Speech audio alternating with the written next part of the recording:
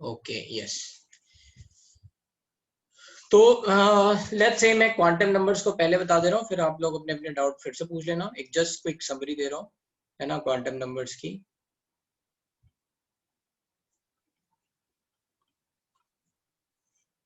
तो पहला है प्रिंसिपल क्वांटम नंबर,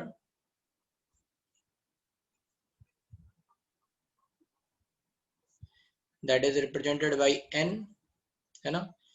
और ये आपको क्या बताएगा, ऑर्बिट और cell.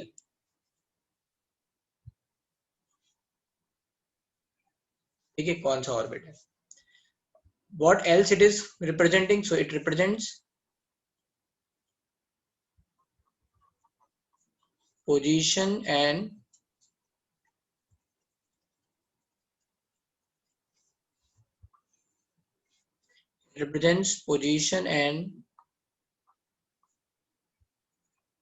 energy of electron, position energy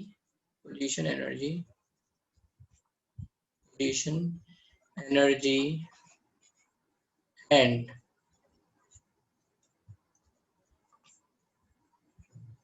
orbit angular momentum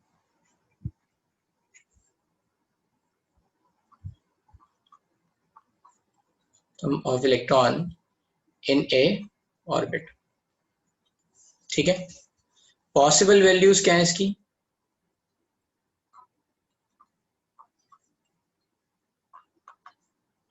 1 2 let's say, है ना, 1 2 3 something etc, 1 2 3 till infinite।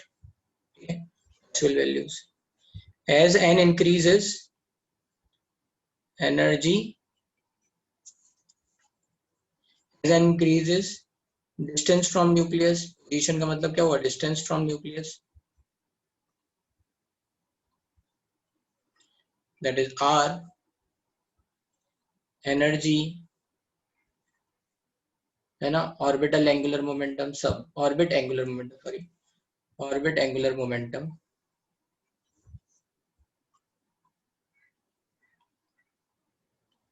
increases। Now each orbit has n subcell। ठीक है, n n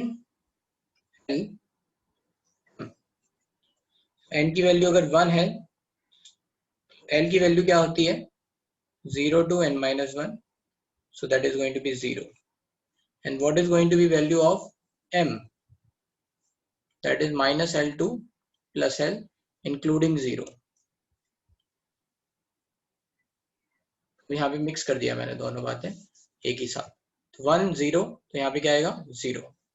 n की वैल्यू 2, n इक्वल्स टू 1 का मतलब क्या है, k सेल l, तो ये क्या हो जाएगा 0 और 1, 0 का मतलब क्या है s।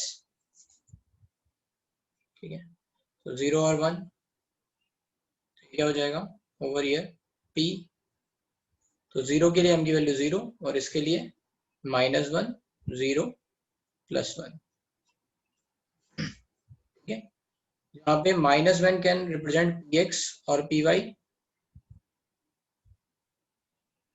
0 represent pz। ठीक है, इसको ऐसे भी लिख सकते हैं, -1 is represented by px or py and 0 is represented by pz। ठीक है, ऐसे ही n की वैल्यू अगर 3 हो जाएगी तो klm हो जाएगा 0 1 2 s p d, 0 के लिए 0, इसके लिए -1 0 प्लस 1 -2 -1 0 प्लस 1 प्लस 2। ठीक है, यहाँ पे इंपॉर्टेंट बात क्या याद रखनी है कि dz स्क्वायर, 0 मतलब dz स्क्वायर। ठीक है, बाकी सब वैल्यू कुछ भी हो सकती है, मतलब फिर वो एक्स वाई प्लेन में ही है, तो ये कुछ भी वैल्यू हो सकती है एक्स वाई प्लेन में, ये वैल्यू इंपॉर्टेंट है। ठीक है,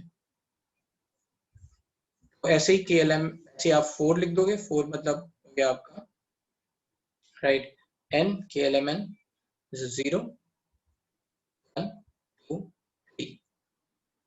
तो ये हो गया आपका S P D F, और यहाँ पे ऐसे ही आप लिख लोगे -3 -2 -1 0 +1 +2 +3। ठीक है,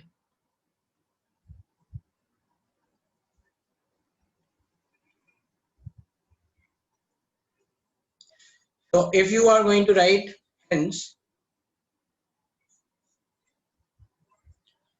number of subcell in a cell is equals to n, number of orbital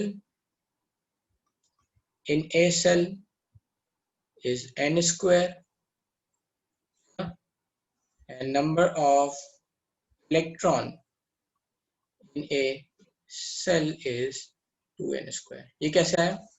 n equals to 4 के लिए कितना हो गया? 4 की वैल्यू।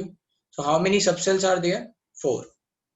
अब ये 4 सबसेल में कितने ऑर्बिटल हैं? So we will count 1 2 3 4 5 6 7 8 9 10 11 12 13 14 15 16। So this is coming 16। तो ये वैल्यू कैसे आ रही है? ये आ रही है 1, फिर अगर दूसरा हुआ तो 1 + 3 हो जाएगा, फिर 1 + 3 + 5 हो जाएगा, +7 हो जाएगा। So like that n square value will come. ठीक है, n = 3 के लिए ये वैल्यू कितनी हो गई? How many orbitals are there? 1 2 3 4 5 6 7 8 9। You can understand this formula. यहाँ पे बात क्या समझने वाली है कि L की वैल्यू क्या है? 0 to n - 1, और M की वैल्यू क्या है? -L2 + L including 0। कभी कभी क्वेश्चन में हो सकता है कि हाइपोथेटिकल केस बोलते हैं कि भाई L की वैल्यू जो है वो चेंज हो जाए, तो फिर वहां पे आप ध्यान रखना। कई बार क्या होता है कि L की वैल्यू में चेंज कर देंगे, वो हाइपोथेटिकल क्वेश्चंस होंगे, वो हम आगे देखेंगे अभी क्वांटम नंबर। ठीक है, जब एक्सरसाइज करेंगे तब। तो ये बात समझ में आ गया? यस। अब जिसको यहाँ में डाउट है यहाँ तक पूछ लो। सर आप मुझे एक बार वो DZ 0 क्यों लिखा बता सकते हो? रेफरेंस लेते हैं एक्चुअली, है ना। इट्स नॉट, मतलब ये एक तरह से रेफरेंस है। ठीक है, इट्स नॉट लाइक कि इसका कोई यहाँ पे इन्होंने लॉजिक है ऑब्वियसली, बट आसान समझने में ये है कि भाई हम जेड एक्सेस को इंटरन्यूक्लियर एक्सेस लेते हैं जनरली। एटम के बीच में ले रहे हैं ना, तो उसमें जेड एक्सेस लेते हैं, इंटरन्यूक्लियर एक्सेस। तो इसके लिए यहाँ पे क्या है, एक रेफरेंस मान लिया है कि Z0 मान लेंगे। सर नहीं समझा। मैंने ये बोला कि इसमें क्या है, एक हमने रेफरेंस मान लिया, हमें किसी को 0 मानना है, ठीक है, हाँ किसी को, तो ये हमने एक मान लिया कि ये 0 होता है। ओके। जैसे यहाँ पे Z यहाँ पे है तो ये 0 है।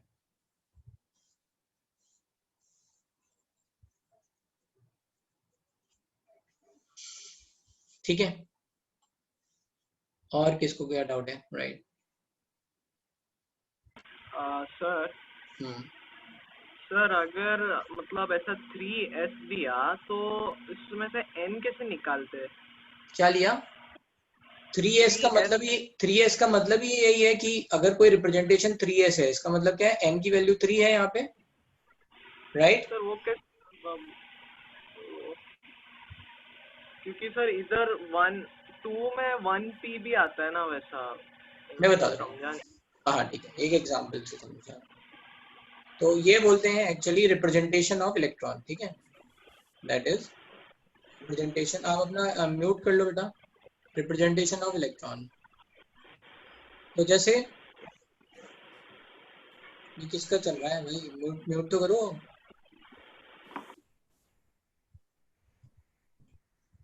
ठीक है, तो रिप्रेजेंटेशन ऑफ इलेक्ट्रॉन में अगर मान लो बोला गया इलेक्ट्रॉन इज इन 3s, तो देखो क्या क्या बातें पता चल रही हैं इस रिप्रेजेंटेशन से। पता चल रहा है n = 3 है, तो पोजीशन पता चल रही है इलेक्ट्रॉन की, एनर्जी पता चल रही है। इसके साथ साथ क्या पता चल रहा है? सबसेल कौन सा है, मतलब उस इलेक्ट्रॉन क्लाउड कौन सा है, दैट इज s सबसेल।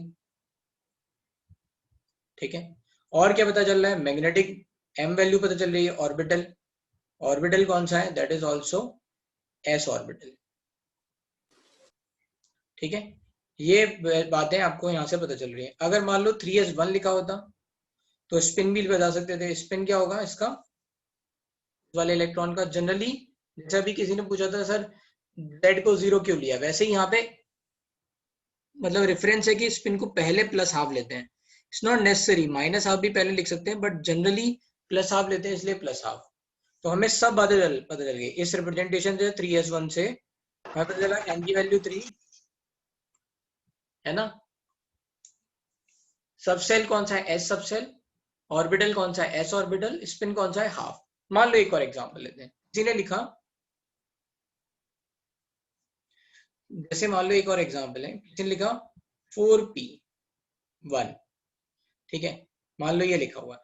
तो क्या पता चला, n की वैल्यू यहाँ पे पता चली हमें 4, p की वैल्यू पता चली, p मतलब सबसेल पता चला हमें यहाँ पे, है ना। तो p सबसेल मतलब p सबसेल, है ना।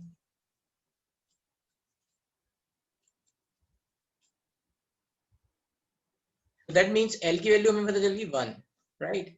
अब क्या है, अगर फर्स्ट इलेक्ट्रॉन है तो हम डायरेक्टली नहीं बोल सकते। ये क्या होते हैं सब, आगे हम बताएंगे। ये तीनों p ऑर्बिटल की एनर्जी 0 होती है, सॉरी सेम होती है, नॉट 0। इन तीनों की क्या होती है, सेम होती है। तो ये इलेक्ट्रॉन किस में पहले भरा होगा ये हम नहीं कह सकते, right. Again it could be in px, it could be in py, it could be in pz, कहीं पे भी हो सकता है, ठीक है। बट जनरली अंदाजे के लिए हमेशा ऐसे लिखते हैं। मतलब अगर किसी ने ऐसा लिख दिया है तो गलत नहीं है, ठीक है। अगर किसी ने बोला कि इलेक्ट्रॉन, मैंने पहला इलेक्ट्रॉन यहाँ भर दिया है, या किसी ने बोला मैंने पहला इलेक्ट्रॉन यहाँ भर दिया, then this is not wrong, ठीक है।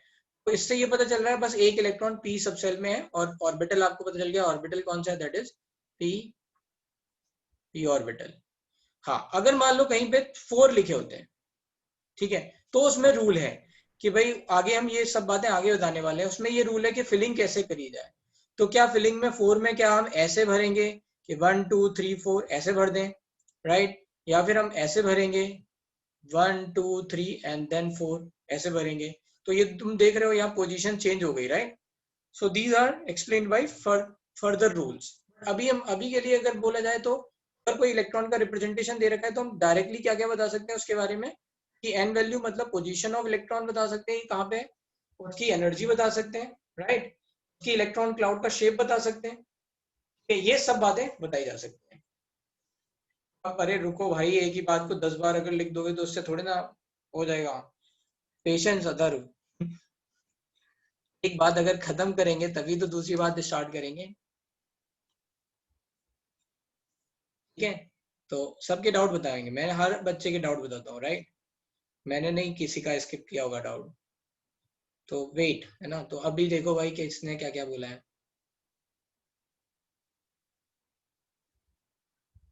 क्या लिखा हुआ है कि sir which quantum number tells about the shape of our orbital. तो यहाँ पे क्या पता चल रहा है, सब शेप और पता चलता है सब सेल से। इलेक्ट्रॉन क्लाउड का शेप कैसे पता चलता है, सब सेल से। उस इलेक्ट्रॉन क्लाउड मतलब वो डम्बल होगा, मतलब मैं क्या बता रहा हूँ यहाँ पे, केवल शेप, ओरिएंटेशन नहीं, है ना। सब सेल क्या बताता है, shape of orbital, shape of orbital, या फिर आप कह सकते हो इलेक्ट्रॉन क्लाउड। अब मतलब हमें ये पता चला डबल शेप है। सुन लो भाई, सुन लो, रुको एक के बाद अगर सुनो, अरे रुको भाई रुको, ठीक है। शेप ऑफ ऑर्बिटल पता चला सब सेल से, ठीक है। ऑर्बिटल से क्या पता चला, है ना, डायरेक्शन। मतलब ये जो अगर डम्बल शेप है वो इलेक्ट्रॉन क्लाउड एक्स डायरेक्शन में ओरिएंटेड है, वाई डायरेक्शन में ओरिएंटेड है, जेड डायरेक्शन में ओरिएंटेड है, वो कौन बता रहा है यहाँ पे, ऑर्बिटल, ठीक है। शेप कौन बता रहा है, L value. Shape of orbital कौन बता रहा है, ये L value. Direction of orbital कौन बता रहा है, एम वैल्यू। समझ में आया। पोजीशन ऑफ इलेक्ट्रॉन कौन बता रहा है, प्रिंसिपल क्वांटम नंबर। अब बताओ यहाँ तक किसी को कोई डाउट है। ये तो मैंने रिप्रेजेंटेशन वाली बात यहाँ बता दी, समझ में आया।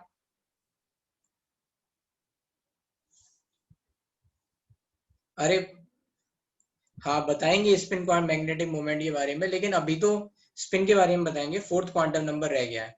अभी तो हमने समरी में बस प्रिंसिपल क्वांटम नंबर बताया। जो ये पूरी समरी लिख देंगे ना, उसके लास्ट में स्पिन क्वांटम नंबर आएगा ही आएगा, तो उसमें बता देंगे, ठीक है। में आया, राइट। और क्या बात इसमें हमें पता चली थी, और हम क्या बात कह सकते हैं यहाँ पे, यहीं पे लिख दे रहा हूँ, orbit angular momentum, sorry, orbit angular momentum, that is according to Bohr, हमने देखा था, दैट इज NH/2 या फिर NH कट या H हैश, हैश भी बोलते हैं इसको, ठीक है। हो गया। अब इसके बाद नेक्स्ट आया अजीमुथल क्वांटम नंबर।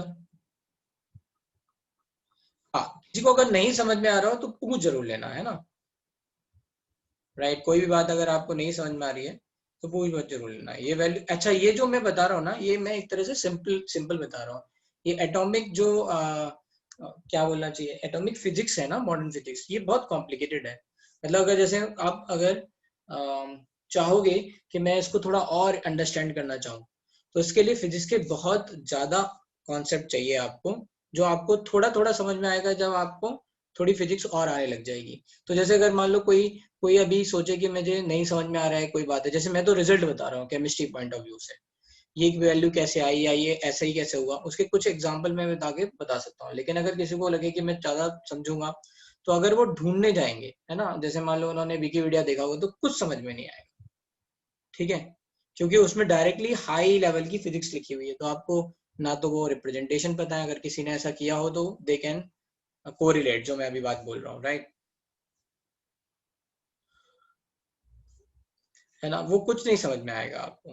तो हमें क्या करना है, हमें बस यहाँ काम की बात है, जो एप्लीकेशन पॉइंट है ना, वो हमें देख लेना है, राइट।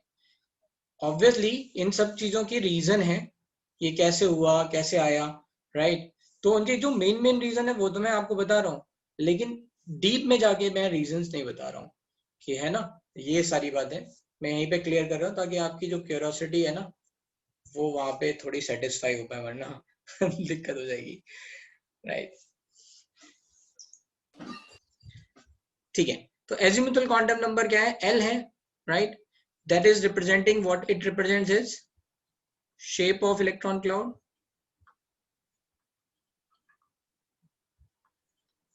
ठीक है। एंड दैट आल्सो रिप्रेजेंट, ये आगे हम देखेंगे, that also participate in energy of electron, आगे बताएंगे, ये भी आता है, पार्टिसिपेट करता है कि energy of electron, and distance of, sir हाँ, एक बार इलेक्ट्रॉन क्लाउड बता दो ना वापस। इलेक्ट्रॉन क्लाउड मतलब इलेक्ट्रॉन, ठीक है, ठीक है। हाँ, इलेक्ट्रॉन क्लाउड मतलब इलेक्ट्रॉन, या इलेक्ट्रॉन्स एक से ज्यादा हो तो इलेक्ट्रॉन्स, ठीक है। तो एक ऑर्बिटल में 2 इलेक्ट्रॉन्स रहते हैं तो उनको बोलेंगे, right. So distance of electron from nucleus, ये दोनों बातें जब अबव रूल होंगे बताएंगे, तब बताएंगे थोड़ा थोड़ा, और आगे जो रूल है, डिस्टेंस को तो वैसे हम समझा सकते हैं, एनर्जी को तो आगे बताएंगे। जैसे मान लो हमने ये देखा था कि अगर आपको हमने बनाया था, तो हमने बताया था, देखो ऐसा है कि अगर ये 1s है तो 2s, राइट, तो ये दूर होगा, 2p होगा तो 2p ऐसा होगा, राइट। सो अगेन ये मान लो 2s है, this is 2p, right. So this is telling you the position और distance of electron from the nucleus, right. So this is helping us to locating electron. Sir electron cloud group of electron का shape है क्या, yes, electron cloud है, yes, electron cloud represents करता है हमारा एक तरह से इलेक्ट्रॉन्स को, ठीक है, और वो कहाँ रहेंगे वो शेप है ना ऑर्बिटल्स का। Does that means that n gives a shape of orbit and L gives the shape of electron? नहीं, न, n actually tells us the distance, है ना, तो वो कहाँ पे होगी, right, that is going to tell you the distance, right. जैसे मान लो ऐसा नहीं हो सकता, मैं समझा रहा हूँ, और ऐसा नहीं हो सकता कि जैसे 1s ऐसा बड़ा हो जाए और 2p ऐसा छोटा सा हो जाए, right,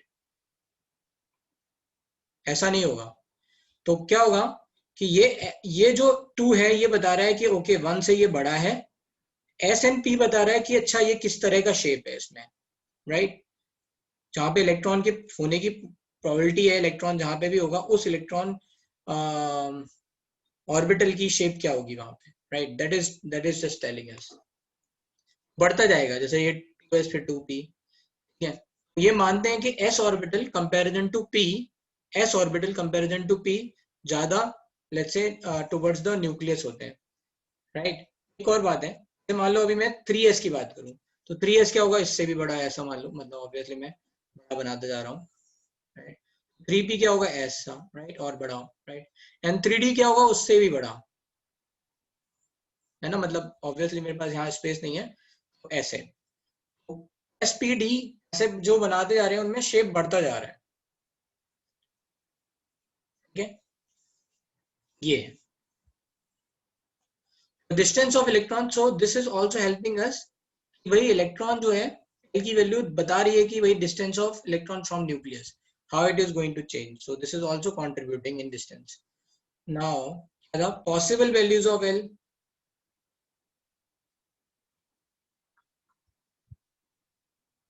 that is 0 to n minus 1, ठीक है। And number of orbitals in a subcell, then it is going to be, right, number 2l plus 1, and number of electrons in a subcell, that is going to be 2 into 2l plus 1। तो ये कुछ और बातें, इसके अलावा और क्या क्या बताया था हमने, तो this is next is orbital angular momentum. So orbital angular momentum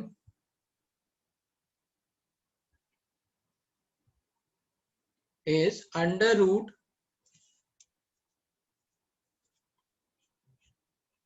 L into L plus 1 into h by 2 pi. So this is only till here.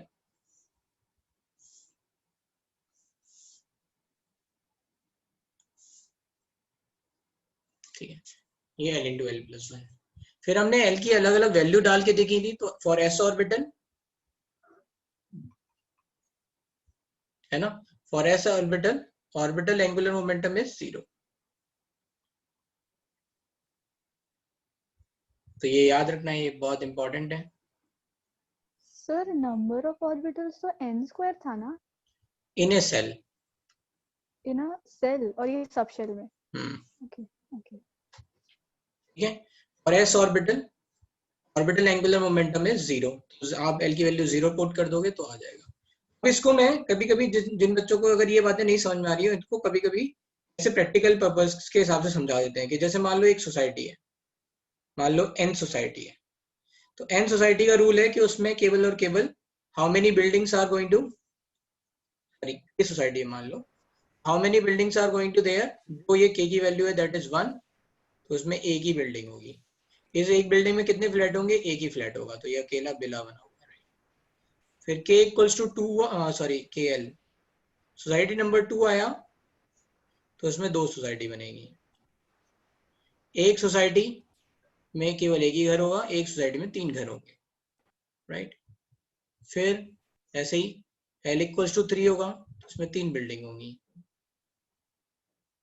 Right, एक में 1 3 5, ठीक है, राइट, ऐसे करके। फिर कभी कभी और समझना हो तो हम बोलेंगे कि चलो ये घर का जो स्ट्रक्चर है बनाने का वो कैसा होगा, स्फेरिकल, ये वाला घर स्फेरिकल होगा, राइट। ये वाले घर की जब भी कंस्ट्रक्शन होगी तो वो स्फेरिकल बनेगा।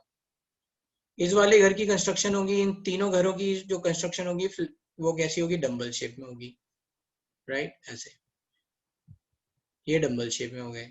ये 5 जो घर बनेंगे ये कैसे होंगे, ये डबल डम्बल शेप में होंगे, right. So that's how you can correlate, ठीक है, just for your simplest idea कि how what we are trying to say, समझ में आया। Society number, number of buildings, what is the shape of houses, okay, so from there, and every house can have only 2 electrons, मतलब 2 person हो सकते हैं उसमें, right, बस 2 maximum, right, so like that।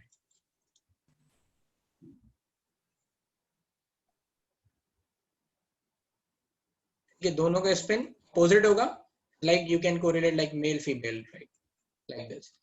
ये एक आसान है समझना, आप इससे इस बात से समझ लो, राइट। चलते हैं आगे। और इसमें हमने, हाँ बोलो निशान।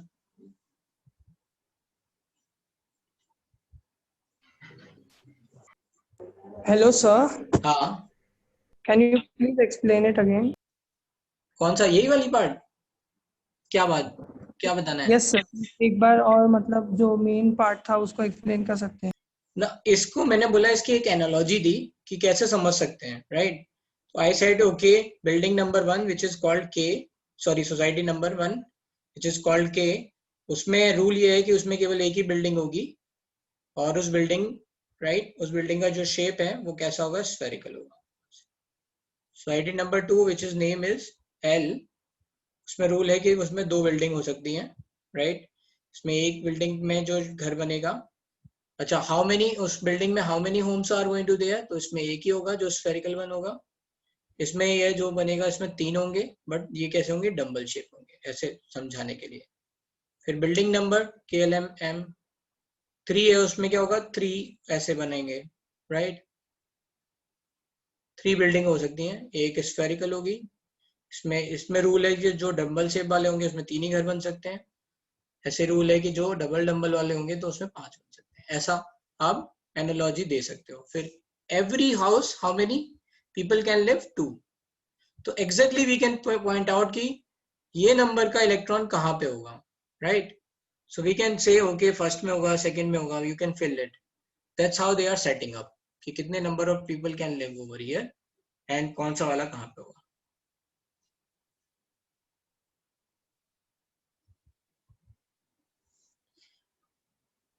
ठीक है, ठीक है, समझ में आया ये?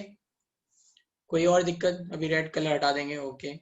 इलेक्ट्रॉन सेल्स में नहीं, ऑर्बिटल्स में रिवॉल्व करते रहते हैं, right, okay. So thing is कि इलेक्ट्रॉन्स का एग्जैक्ट मोशन नहीं पता है, ठीक है। तो शुरुआत में हमने ऐसा बोला कि सर्कुलर मोशन में, मानते ऐसा है, सर्कुलर मोशन में रिवॉल्व करते हैं, लेकिन जैसे अगर आप देखोगे तो there is not like actual studies की यार इलेक्ट्रॉन ऐसा ही है, ठीक है। हम क्या करते हैं, हम ये जो भी ड्रॉ कर रहे हैं इसीलिए पोजीशंस बता रहे हैं कि कहाँ इलेक्ट्रॉन हो सकता है, right. Okay, thank you, sir. Okay, तो चलो लेट्स से अब थोड़ी और बातें समझा देते हैं। तो कुछ कुछ बातें हैं जो ये याद रखनी है। अच्छा, इसमें मैंने सारी बातें बता दी, रह तो नहीं गई? Okay, yes. फिर आया magnetic quantum number.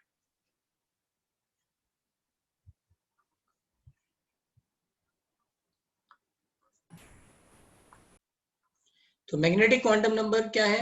That is represented bye m।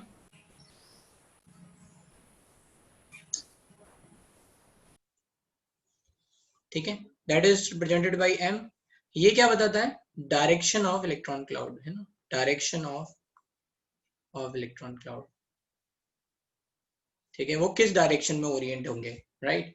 That is going to be, let's say over here, explain by magnetic quantum number, ठीक है।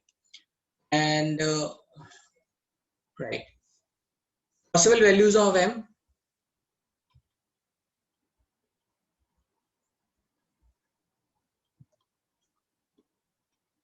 Possible values of m are going to be minus L2 plus L, including 0। ठीक है, फिर इसमें और क्या है, number of orbit, this is already represents direction of electron cloud, or you can say orbital, है ना। इस ऑर्बिटल के लोब्स की डायरेक्शन बता रहे हैं।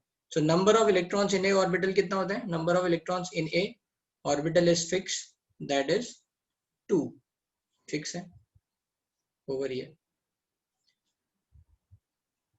अब ये जो डायरेक्शन आ कैसे रही है, इसको ऐसे समझ सकते हैं कि जब इलेक्ट्रॉन मूव कर रहा है ना, चाहे वो, है ना, मोमेंटम के कारण, है ना, वो मूव कर रहा है, इसका मतलब क्या है, चार्ज एक पर्टिकुलर एरिया, ये जो इलेक्ट्रिक फील्ड है इसकी, चार्ज की, राइट, पॉजिटिव की, इस इलेक्ट्रिक फील्ड को ये काट रहा है और ये किसी डायरेक्शन में मूव कर रहा है। सो इट्स जस्ट लाइक कि इलेक्ट्रिसिटी फ्लो हो रही है, राइट, किसी भी डायरेक्शन में मान लो, right, along the, let's say चाहे ये across the let's say we are going to say nucleus या फिर अपनी एक्सिस पे घूम रहा है, तो उसके कारण क्या हो रहा है, एक पर्टिकुलर डायरेक्शन में इसका मूवमेंट हो रहा है, एक पर्टिकुलर डायरेक्शन में ये प्रेजेंट है, उसके कारण क्या हो रहा है कि यहाँ पे एक मोमेंटम जनरेट हो रहा है, ठीक है। So this momentum is going to be different different position के हिसाब से डिफरेंट डिफरेंट है। जैसे हम इसको समझें कि एंगुलर मोमेंटम का मतलब क्या है, अगर कोई चीज मैं समझाने की कोशिश कर रहा हूँ कि अगर सर्कुलर मोशन में कोई चीज मूव कर रही है, तो अगर लीनियर मोशन में मूव कर रही है तो मोमेंटम क्या होता है, एम इंटू वी, ठीक है, लीनियर डायरेक्शन में। अगर सर्कुलर मोशन में कर रही है, राइट, या कर्व पाथ पे कर रही है कहीं पे भी, राइट, तो उसमें जो एंगुलर मोमेंटम आएगा वो थीटा के हिसाब से आएगा, कितनी डिस्टेंस इसने ट्रेवल करी, that is d theta by dt is called angular speed omega, ठीक है। So this is you will learn जब आप सर्कुलर मोशन पढ़ोगे। सो डी थीटा मतलब एंगुलर डिस्टेंस है ना, and divide by dt, so distance divide by time, so angular speed. So this is called m omega, या फिर आप इससे कर सकते हो, एक रिलेशन आगे आएगा mvr, m omega is going to convert into mvr. So that's how the angular momentum is changing because of this its motion, जो ये move कर रहा है, right? तो इसके लिए अलग अलग पोजीशन पे अलग अलग एंगुलर मोमेंटम आ रहा है, ठीक है। ऑर्बिट में अलग है, ऑर्बिटल में अलग है।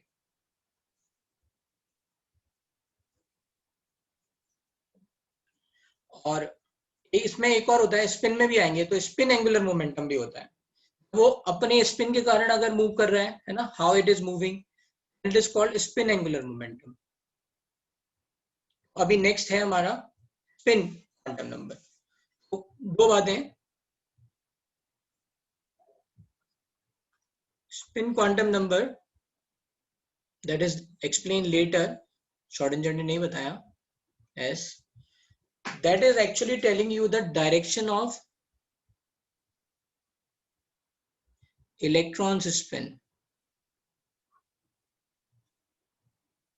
ठीक है।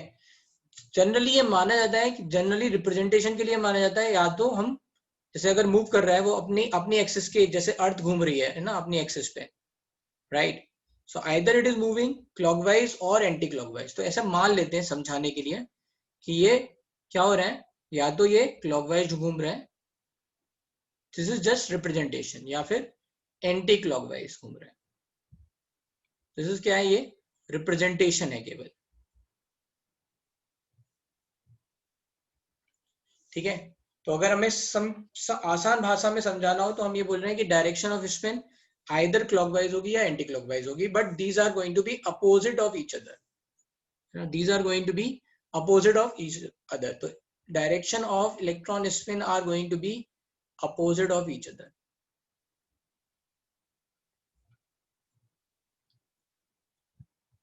So that's why we have given two values, that is given plus half, minus half. This plus half can represent either clockwise or anti-clockwise, so कोई fixed rule नहीं है। लेकिन फिर अगेन बात आती है कि जनरल स्लैंग मतलब नॉर्मल यूजेज में कई जगह बुक्स में लिख लेते हैं कि ये प्लस हाफ क्लॉकवाइज को रिप्रेजेंट करेगा, तो माइनस हाफ एंटी क्लॉकवाइज को। मैं बोल दे रहा हूं कि अगर ये plus half,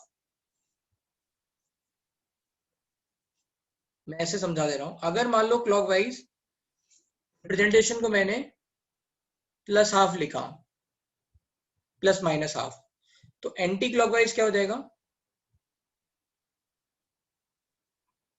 minus plus half. मतलब अगर ये प्लस है तो ये माइनस है, ये माइनस है तो ये प्लस है, ठीक है।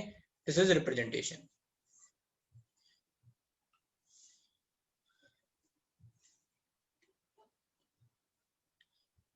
So this is spin quantum number.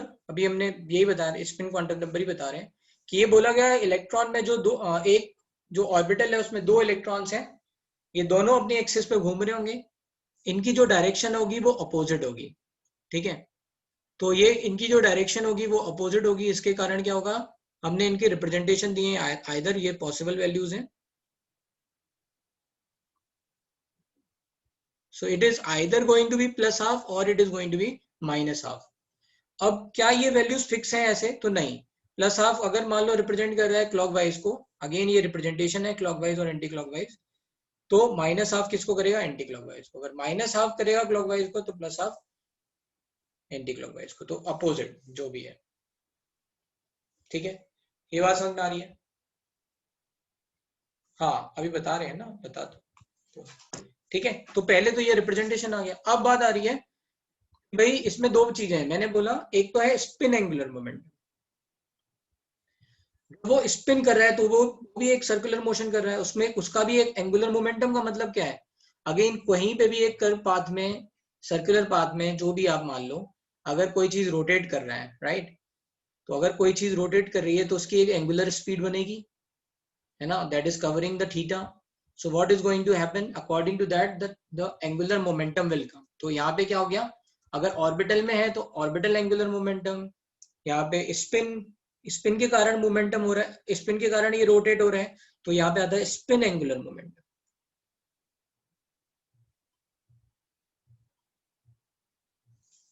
ठीक है, तो ये आ गया, एक मिनट इसको रब कर देते हैं। तो स्पिन एंगुलर मोमेंटम क्या होगा, that is similar to, let's say बिल्कुल सिमिलर फॉर्मूला है यहाँ पे, that is going to be root s into s plus 1 into h by 2। ठीक है, ओवर ईयर। तो ये स्पिन एंगुलर मोमेंटम होगा। जनरली यहाँ पे वैल्यू प्लस हाफ ही लेते हैं, ठीक है, माइनस हाफ लेंगे तो ये रूट में वैल्यू निगेटिव आने लग जाएगी। तो S is spin quantum number.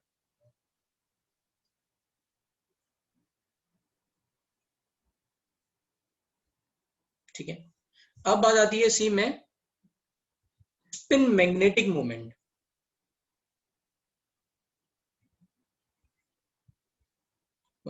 ये मैंने लास्ट क्लास में बता दिया था। मैग्नेटिक मोमेंट का क्या है, जब ये एक्स से मूव कर रहा है, right, that means a charge is actually going into loop.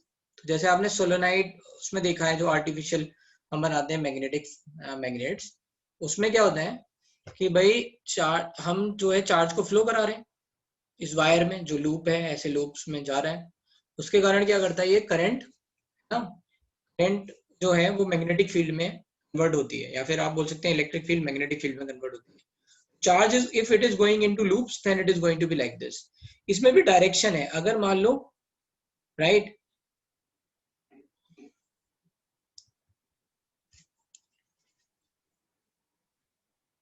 आगे पढ़ाया जाएगा, इसमें भी डायरेक्शन है कि अगर मान लो एंटी क्लॉकवाइज डायरेक्शन में घूम रहा है तो ये बनाता है एन, है ना, एन से दिख रहा है ये। अगर कोई चार्ज एंटी क्लॉकवाइज डायरेक्शन में घूम रहा है तो इसका मतलब क्या है, वो N, let's say pole of magnet बनाएगा। अगर कोई, राइट, अगर कोई क्लॉकवाइज डायरेक्शन में घूम रहा है, राइट, ये क्या है, एंटी क्लॉकवाइज, तो ये क्या बनाएगा, एस। तो क्लॉकवाइज में घूम रहा है तो एस। ठीक है, तो ये अब इससे क्या होगा, होता ये है कि जब ये इलेक्ट्रॉन ऐसे मूव कर रहा है, right, so it is actually generating a magnetic field. Electron जो मूव कर रहे हैं वो मैग्नेटिक फील्ड जनरेट कर रहे हैं। अगर ये सारे इलेक्ट्रॉन्स, है ना, तो एक पर्टिकुलर डायरेक्शन में, जैसे ये नॉर्थ है तो नॉर्थ से क्या बोलते हैं कि मैग्नेटिक फील्ड लाइंस निकलेंगी, है ना, नॉर्थ से क्या बोलते हैं, मैग्नेटिक फील्ड। अभी मुझे कंप्लीट करने दो, तुम लोग बीच बीच में 10 बात पूछोगे ना तो फिर नहीं बता पाऊंगा मैं।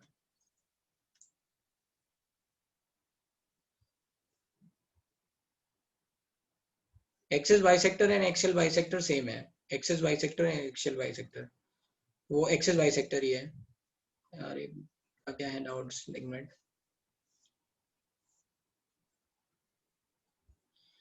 सर आप मैग्नेटिक फील्ड बताने वाले थे, मतलब एक ऑर्बिटल में 2 इलेक्ट्रॉन है, यस सर, मतलब एक ऑर्बिटल में 2 इलेक्ट्रॉन है, यस, मैक्सिमम 2 इलेक्ट्रॉन रहते हैं, यस, ये बात 3 बार पूछी गई है, ओके। एक्सेल बाइसेक्टर सेम है, maximum number of electron having the same spin will be, ये डिपेंड करेगा कितने उसमें ऑर्बिटल है, तो उस पे आएंगे थोड़ी देर में। तो मैं ये बोल रहा था, क्या फिर से बताऊं, यू कैन अनम्यूट योरसेल्फ। बोलो भाई कहाँ से नहीं समझ में आया।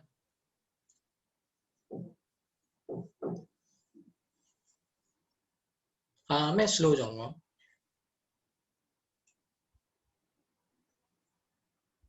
वो नहीं पा रहे हैं अनम्यूट। तो मुझे बताओ क्या बता, कहाँ से स्टार्ट करना है, अगर वहीं से स्टार्ट करूँ। Sir please turn off everyone option from the chat box. Okay host only. चलो यस बोलो। You can unmute yourself. नहीं ओके मैंने अभी बंद कर रखा है आप लोगों का। Yes I will allow. हाँ बोलो।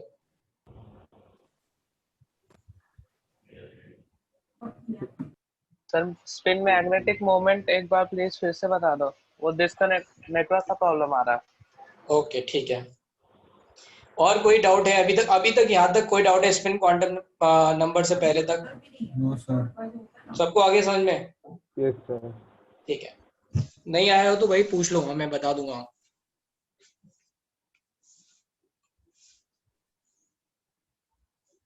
एक मिनट। ठीक है तो लेट्स से मैंने ये बोला कि भाई इलेक्ट्रॉन जो है अपनी एक्सिस पे दो तरफ घूम सकते हैं। मतलब ये माना गया कि दोनों, या तो अगर ये क्लॉकवाइज घूम रहा होगा अपनी एक्सिस पे, राइट, है ना, जैसे अर्थ घूमती है, राइट, ठीक है। तो अगर ये क्लॉकवाइज घूम रहा होगा, अर्थ घूमती है लाइक लाइक ऐसे करना चाहिए, ऐसे, तो ऐसे घूम रहा होगा अगर, राइट, तो उसका दूसरा वाला इलेक्ट्रॉन क्या होगा, अगर सेम सेम ऑर्बिटल में है तो वो एंटी क्लॉकवाइज में घूमेगा। So these are going to be, these spins are going to be opposite of each other. तो इनके रिप्रेजेंटेशन या पॉसिबल वैल्यूज हमने लिख लिए। तो क्या possible values I? Plus half and minus half. ठीक है। ये plus half and minus half represent क्या कर रही है? भी रिप्रेजेंट कर रही है, इट इज नॉट नेसेसरी। ठीक है। और ये क्लॉकवाइज और एंटी क्लॉकवाइज क्या है? एक तरह से ये रिप्रेजेंटेशन है। हमें नहीं पता कि सच में इलेक्ट्रॉन जो है अपनी एक्सिस पे सर्कुलर मोशन कर रहा है या नहीं कर रहा। How it is moving we don't know. ठीक है। तो ये माना गया है कि अगर ये क्लॉकवाइज कर रहा होगा तो दूसरा वाला एंटी क्लॉकवाइज कर रहा होगा। Just a kind of a representation. Yes तनी बोलो। Hello sir. सर अभी आप कह रहे थे कि प्लस हाफ माइनस हाफ सिर्फ टाइप ऑफ रिप्रेजेंटेशन है ना सर? तो ये हाफ का कोई सिग्निफिकेंस नहीं है ना सिग्निफिकेंस? क्योंकि अभी वो पॉजिटिव हो या नेगेटिव हो तो उसका डायरेक्शन हमें समझ आता है, लेकिन ये हाफ का क्या मतलब सर? हाफ का मतलब ये है, एक्चुअली क्या है कि ये जो जितनी भी वैल्यूज है ना, इनसे हमने आगे क्या है ये कैलकुलेट किए और प्रॉपर्टीज जैसे कैलकुलेट किए हैं। जैसे यहाँ पे हम फॉर्मूला में देख रहे हैं एंगुलर मोमेंटम हमने कैलकुलेट किया है, तो यहाँ एस की वैल्यू डाली हुई है। तो ये सारी वैल्यूज आएंगी, उसमें यूजफुल होंगी। अगर हाफ वैल्यू डालोगे तो उससे ये वैल्यूज आएंगी। ठीक है सर। है ना, तो इनका इम्पोर्टेंस यहाँ पे। Okay sir, thank you sir.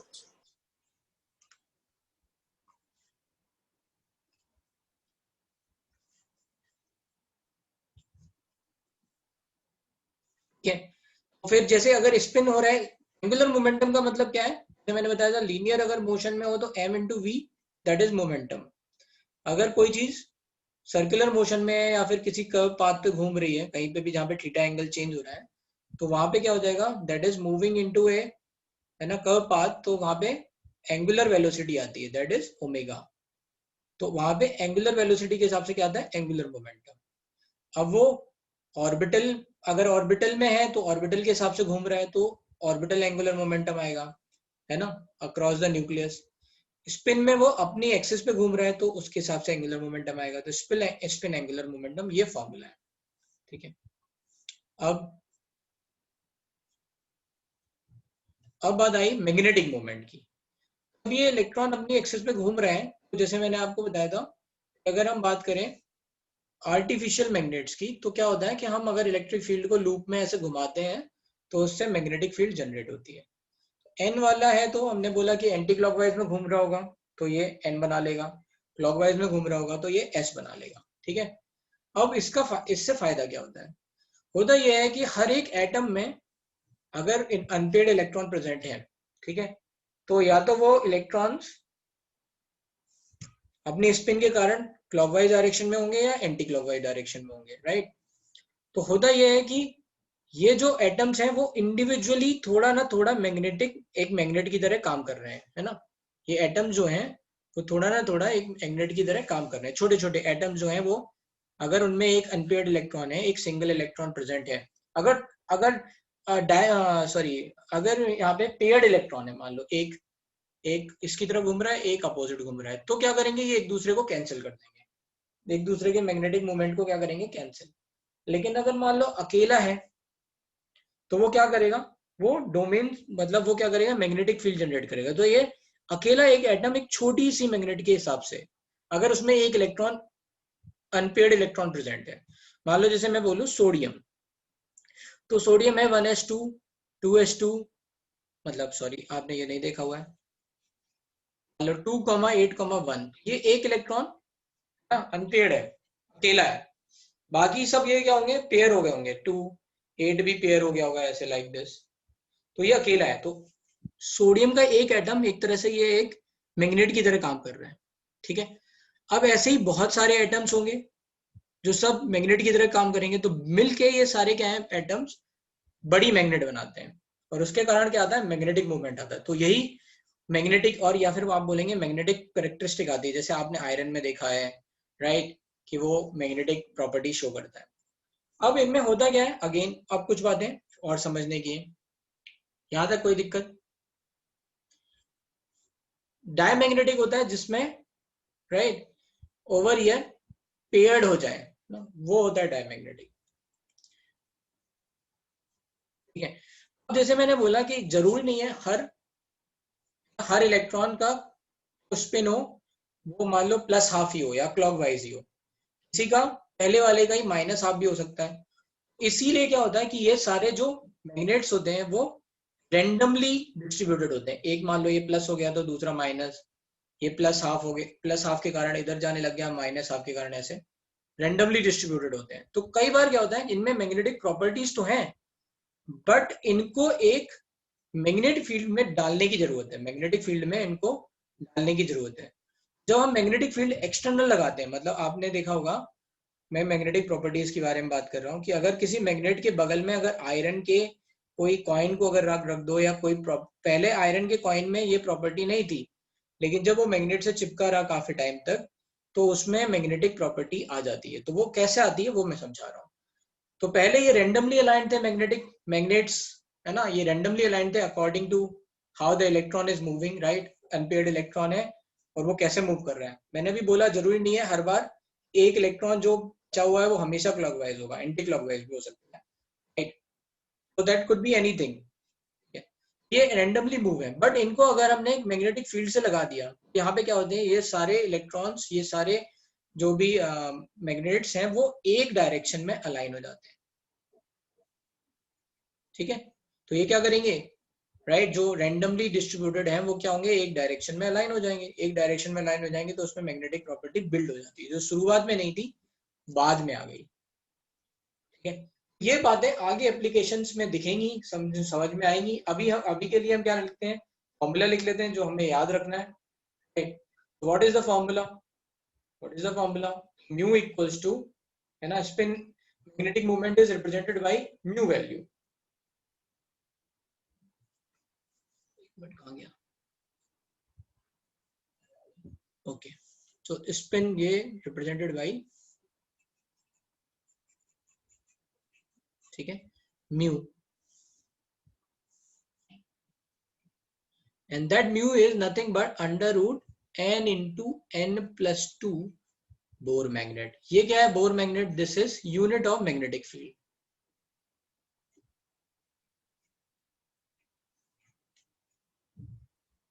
ठीक है, बीएम, इसको क्या बोलते हैं, बोर मैग्नेट। और यहाँ पे here n is number of unpaired electron, ठीक है। तो जितने भी अनपेयर्ड इलेक्ट्रॉन होंगे उनको हम काउंट कर लेंगे। तो म्यू की वैल्यू क्या आ गई, फिर से लिख रहे हैं, under root n into n plus 2 Bohr magnet, ठीक है।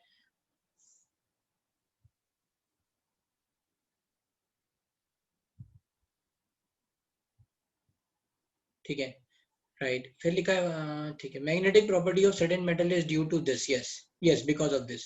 सर बट आयरन थोड़ी देर के लिए ही रिटेन करता है ना, तो होता क्या है, we are having it at room temperature which is sufficiently, मतलब ये इतना रूम टेम्परेचर, इतनी एनर्जी है कि ये क्या करता है, इसको फिर से वो अच्छा ये ऐसा भी है कि एटम्स जो है ना, राइट, वो अकॉर्डिंग टू एनर्जी ये ऐसे वाइब्रेट करते रहते हैं, हमें ऑब्वियसली हमें नहीं दिख रहे हैं बट वाइब्रेट करते रहते हैं वो, ठीक है, सॉलिड्स में।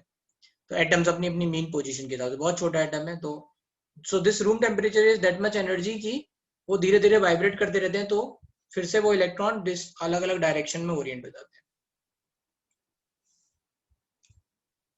करेक्ट, ठीक है। Is this the reason why current produces magnetic field?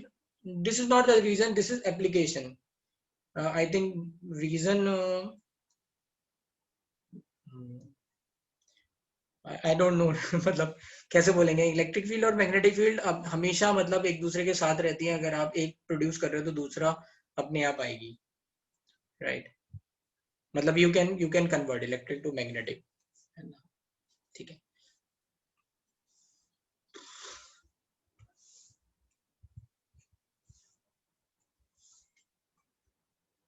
What is the difference between spin quantum number and spin magnetic moment? फॉर्मूले से देख लो, ये म्यू है, यहाँ पे हम ये दोनों अलग अलग चीजें हैं ना, मैग्नेटिक मूवमेंट मैग्नेटिक प्रॉपर्टी बता रहा है, स्पिन क्वांटम नंबर स्पिन बता रहा है, मतलब डायरेक्शन ऑफ इलेक्ट्रॉन बता रहा है, इलेक्ट्रॉन से स्पिन बता रहा है। नंबर ऑफ इलेक्ट्रॉन 1 या 0 आएंगे, सो डिपेंड्स, अगर हम आगे देखेंगे अभी मैग्नेटिक इलेक्ट्रॉनिक कॉन्फ़िगरेशन, उसमें ये सारी वैल्यू आएंगी। ये तो हो गया हमारा क्वांटम नंबर, ठीक है।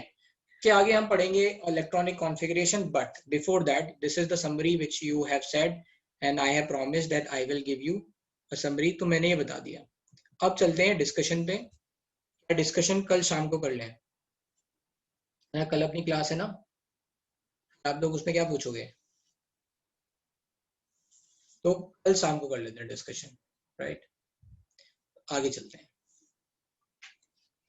ठीक है, कल, यस, वेट फॉर 1 सेकेंड।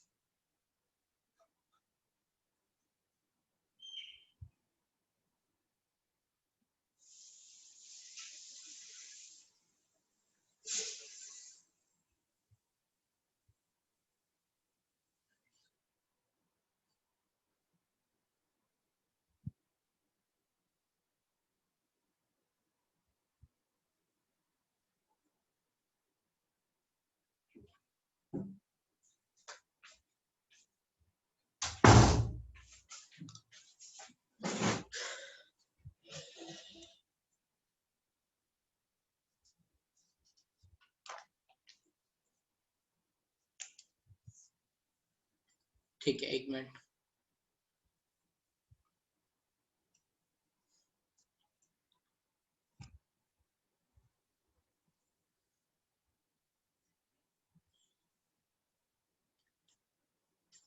हाँ उसमें लेकिन N5 भी है, राइट, तो भाई अभी पूछ लो, हाँ सही बात है, यस, उसमें शायद कॉमन डाउट्स होंगे, मूल कॉन्सेप्ट वगैरह जो भी बचे हुए हैं, वैसे तो मैंने एक क्लास ली हुई है, बट यस,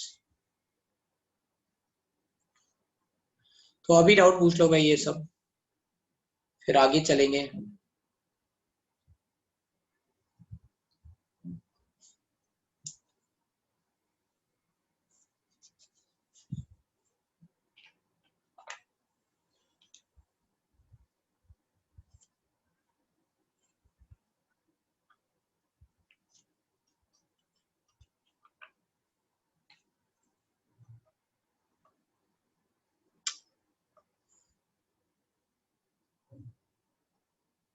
बोलो बोलो क्या हुआ? Hello sir. सर मुझे एक बहुत छोटा सा डाउट है। वो क्या है ना, प्लैंक कांस्टेंट सब जगह एक ही वैल्यू हम लेते हैं, मतलब 6.626 into 10 raised to the power -31, लेकिन 34 सॉरी, लेकिन रिवर्स कांस्टेंट ना 2-3 जगह पे 2-3 वैल्यूज दिए सर। मैंने 2-3 क्वेश्चंस भी देखे थे। वो यूनिट आप देखो ध्यान से, है ना, उनमें यूनिट अलग होगी। हाँ, क्योंकि ना एक जगह पे वो यूनिट अलग होगी, मैं बोल तो रहा हूँ ना, यूनिट अलग होगी। अच्छा सर। अच्छा हाँ हाँ ठीक है, थैंक यू सर। ठीक है। और रिडबर्ग कांस्टेंट में एक और बात है, रिडबर्ग में दो तरह के रिडबर्ग कांस्टेंट है। एक होता है according to lambda, 1/λ equals to rz square 1/n1 square minus 1/n2 square. ठीक है, ये एक आर है। दूसरा है जिसमें आर जेड को कॉमन ले लेते हैं, आर जेड स्क्वायर को भी कभी कभी आर एच करके लिख देते हैं। तो जेड की वैल्यू चेंज होगी तो then you can understand this whole value will change. Another is when you are going to multiply c over here, तो यहाँ c भी आ जाएगा, तो then it is representing new frequency c by lambda, तो c से multiply कर दोगे तो भी आ जाएगा। तो this Rydberg constant is changing because of these things also. बोलो जास्कर, क्या है तुम्हारा डाउट?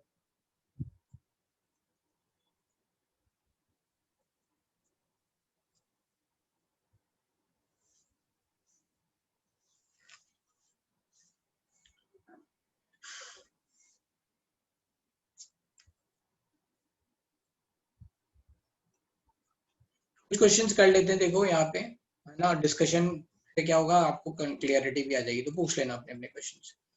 ठीक है, तो डिस्कशन कर रहे हैं, जल्दी से बता दो भाई। कहाँ तक कर लिया था? शायद 60 तक हो गया था। यस, यहाँ से बताना है। तो भाई तो आगे जा रहे हैं। ठीक है, तो भाई 61 to 70 doubts, 61 to 70, 61 to 70 doubts बताओ। तो 69 67 अभी मेरे पास दो ही डाउट है, 61 to 70 में, राइट? 69 67, any other doubt?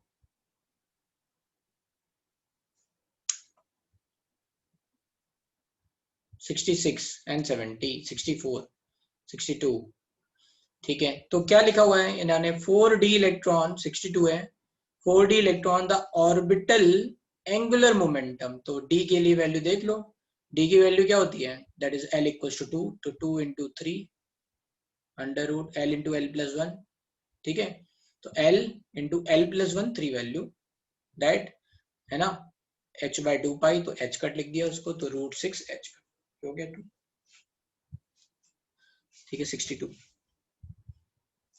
फिर नेक्स्ट है 64, 63 भी पूछा है। 63 में क्या है? If travelling at equal speed the longest wavelength of following matter particle. ये क्लास में बताया हुआ क्वेश्चन है, ये मैंने थोड़ा बताया भी था भाई। Lambda equals to h by mv।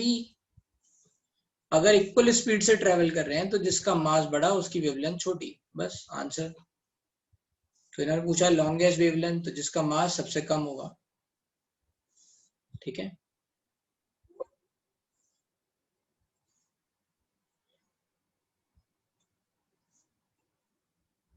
Okay yes, red मैं हटा देता हूँ, red.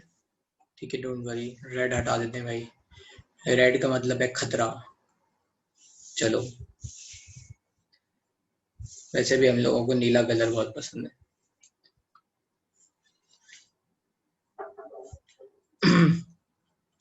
Let's see, next question है 64। 64 में क्या पूछा गया है?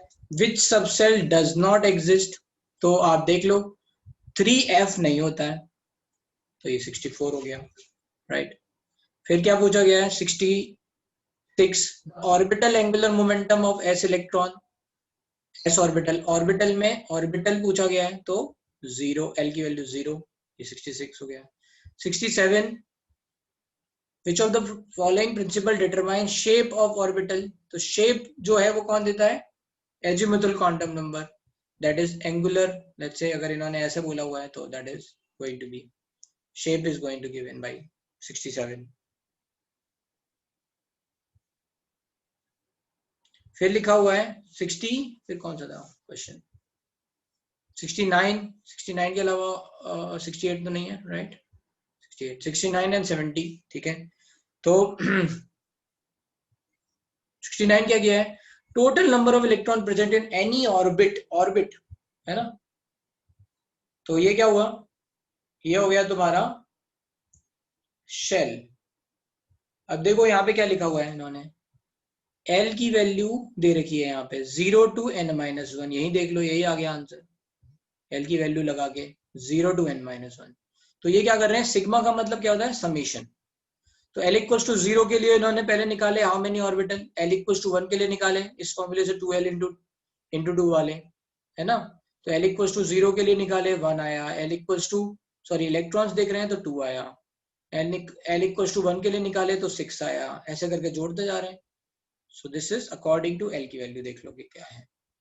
फिर 70, of the following relates to photon both as wave motion as well as stream of particles। तो यहाँ पे क्या हो रहा है, रुक जाओ, इक्वल्स टू h न्यू,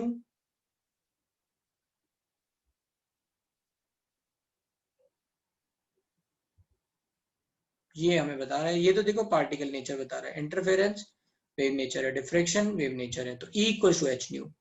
यहाँ पे हम बता रहे हैं फोटो इलेक्ट्रिक इफेक्ट में कि ये देखो इसके पास क्या होता है, एज ए पार्टिकल नेचर इसकी एनर्जी आती है और यहाँ पे वेवलेंथ है nu, so this is going to be, ठीक है। बोलो भाई डाउट्स आदित्य? हाँ अब बताओ 71 से 80। Hello sir. हाँ सर वो 69 वाले में ऑप्शन बी और ऑप्शन डी में क्या डिफरेंस है? 0 से ना, L अच्छा की ओके, वैल्यू हाँ 0 से। ठीक है ठीक है। हाँ ठीक है। और एक डाउट है सर। हाँ सर वो 70th क्वेश्चन में वो ऑप्शन डी कैसे हुआ? अभी तो बताया कि ये इंटरफेरेंस और डिफ्रेक्शन क्या है, ओनली वेव नेचर, और E equals to mc square क्या है, ओनली पार्टिकल नेचर। ये प्लैंक्स ने बताया कि जो वेव्स हैं वो कंटिन्यूअस नहीं है बल्कि डिसकंटिन्यूअस हैं, और उन वेव्स में जो एनर्जी है एज ए पार्टिकल, मतलब या तो फोटोन बोलना चाहिए, वो एनर्जी है। अच्छा ठीक है। अब बोलो भाई दृष्टि, क्या डाउट है भाई, जिनके हो चाहे वो अपने पीछे। सर मैं मुझे वो रेडबर्ट क्वेश्चन में डाउट है, अगर उधर वैल्यू दी है तो हम लोग वही यूज करें या हम लोग मुझसे जो कौन सा डाउट है, कहाँ पे है, तो और क्लियर हो जाएगा, राइट? कहाँ पे आया था सर? वो बहुत ऊपर था, मतलब पहले किया था, मेरे को अभी याद आया था तो बोला। तो वो बता दो, देख लो ना कौन सा क्वेश्चन अभी ऊपर में। हाँ मैं आपको थोड़ी देर मतलब आप सॉल्व कर, मैं ढूंढ के मुझे मैसेज कर देना, ठीक है? हाँ ठीक है ठीक ठीक है। क्वेश्चन नंबर 71 क्या है, प्रोबेबिलिटी ऑफ, हाँ बोलो सर। ये स्टीम ऑफ अ पार्टिकल क्या होता है? स्ट्रीम नॉट स्टीम, स्ट्रीम का मतलब क्या होता है, फ्लो, क्या बोलना चाहिए, है ना? समझ में आया? Probability of finding electron in orbital is 90 to 95%। 71 और क्या क्या डाउट है? 71 के बाद 76 और कोई है? 76 से पहले एक मिनट, कई लोगों ने बोला है। ओके 73 भी दिख रहा है मुझे, 73, फिर मैं 78, 9, 76, 79, 80, ठीक है। तो नेक्स्ट है क्वेश्चन नंबर 73, इसमें क्या लिखा हुआ है, which of the following select the correct statement from the following, ठीक है। तो इसमें बोला गया है splitting of spectral lines occurs when placed in magnetic or electric field, yes है ना। ये आपको अभी हम समझाएंगे कि जब हम बोले, हमने अभी बोला कि मैग्नेटिक और इलेक्ट्रिक फील्ड में क्या होता है, अगर आप एक्सटर्नल इलेक्ट्रिक फील्ड और मैग्नेटिक फील्ड डाल दोगे तो क्या हो जाएगा, पर्टिकुलर स्प्लिटिंग हो जाएगी इलेक्ट्रॉन्स की। तो यहाँ पे क्या होगा, या फिर आप बोल दोगे एनर्जी का रीअरेंजमेंट हो जाएगा। तो ये स्टार्क और जीमन इफेक्ट में हमने देखा था, right? That is going to happen।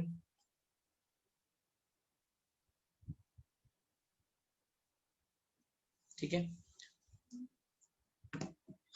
Next है in case of 1s orbital the density of electron cloud is greatest near the nucleus and falls off within the distance. तो देख लो 1s में क्या होता है, इलेक्ट्रॉन क्लाउड की है ना नियर द न्यूक्लियस सबसे ज्यादा होती है, फिर ऐसे गिरती जाती है, तो ये बात भी सही है।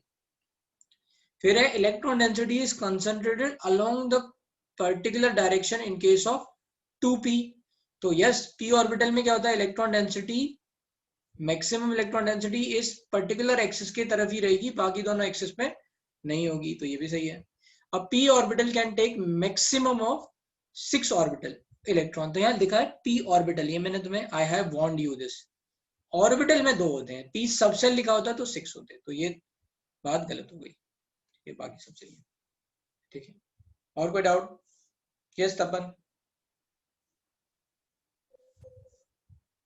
हेलो सर, वो आपने ज़ीमैन इफेक्ट और वो सब एक्सप्लेन कब किया था? मैंने बताया होगा बोर ऑर्बिट की लिमिटेशंस, सॉरी बोर मॉडल की, बोर ऑर्बिट बोल। हाँ सर, मॉडल लेकिन सर इसमें आपने लिमिट वो ज़ीमैन इफेक्ट नहीं समझाया था। अच्छा, तो कुछ नहीं है, एक्चुअली होता ये है कि भाई अभी तक क्या था, अभी हम जब ये एनर्जी ऑर्डर अभी थोड़ी देर बाद और पढ़ेंगे, तो अभी तक हमने n के हिसाब से एनर्जी ऑर्डर पढ़ा था, है ना, n equals to 1, n equals to 2, n equals to 3 like that, ठीक है, हमने ऐसे पढ़ा था।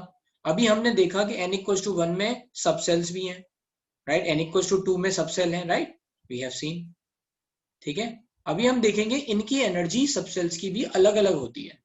तो जब वोर ने जब ये बात बोली, तब उन्होंने ये मान के चल रहे थे कि हर केवल और केवल सेल्स ही हैं, सब सेल्स नहीं है, तो केवल और केवल ऐसा चल रहे थे कि 1 2 3 है।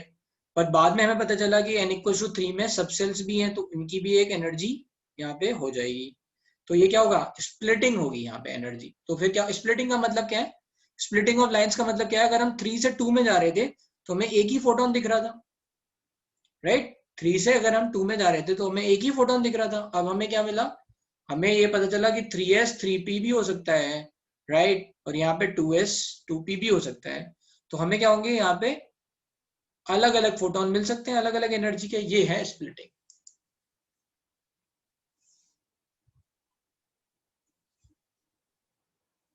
नहीं, जीमन इफेक्ट कुछ है नहीं लिखवाने लायक, मतलब ये बोला गया है कि भाई स्प्लिटिंग ऑफ, है ना, स्प्लिटिंग ऑफ लाइंस होती है, जो कि बोर नहीं समझा पाए। बोर ने उस टाइम तक क्या बोला था भाई, बोर के हिसाब से क्या था, जब भी इलेक्ट्रॉन जंप करेगा कहीं से कहीं तक तो एक फोटोन ये दे देगा बस। ये तो बाद में पता चला ना कि इसमें सब सेल्स भी होते हैं, राइट, सब सेल्स होते हैं, उनकी एनर्जी अलग अलग होती है।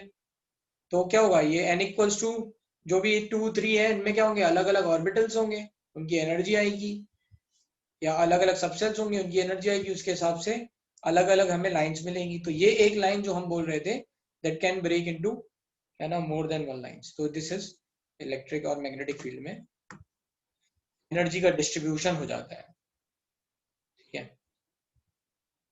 तो इसको भी थोड़ा समझ लेते हैं, एनर्जी का डिस्ट्रीब्यूशन कैसे हो जाता है। तो देखो, जिस डायरेक्शन में तुम मैग्नेटिक फील्ड लगा दोगे, राइट, मैग्नेटिक फील्ड एक्सटर्नल लगाई है हमने ना, मैग्नेटिक और इलेक्ट्रिक फील्ड, एक हर डायरेक्शन में, जैसे p ऑर्बिटल है, px वाला है, py है मान लो, और ये pz है।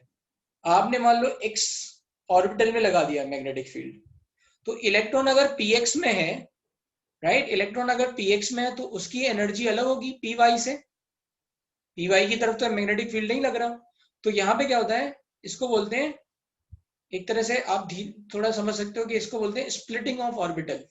तो अभी हमने देखा था कि ये सब ऑर्बिटल बराबर बराबर एनर्जी के थे, लेकिन अगर इलेक्ट्रॉन की पोजीशन अलग अलग ऑर्बिटल में होगी और आप इलेक्ट्रिक फील्ड या मैग्नेटिक फील्ड लगाओगे, तो that is going to influence that particular electron differently than all other orbitals. तो इसलिए क्या होता है, स्प्लिटिंग ऑफ एनर्जी हो जाती है। बस समझ में आई? हाँ ना, मैं क्या समझा रहा हूँ ये समझ में आया? फिर से समझ लो, यहाँ पे एक पर्टिकुलर ओरिएंटेशन है इलेक्ट्रॉन्स की, राइट, इलेक्ट्रॉन क्लाउड की या इलेक्ट्रॉन की पोजीशन की, राइट।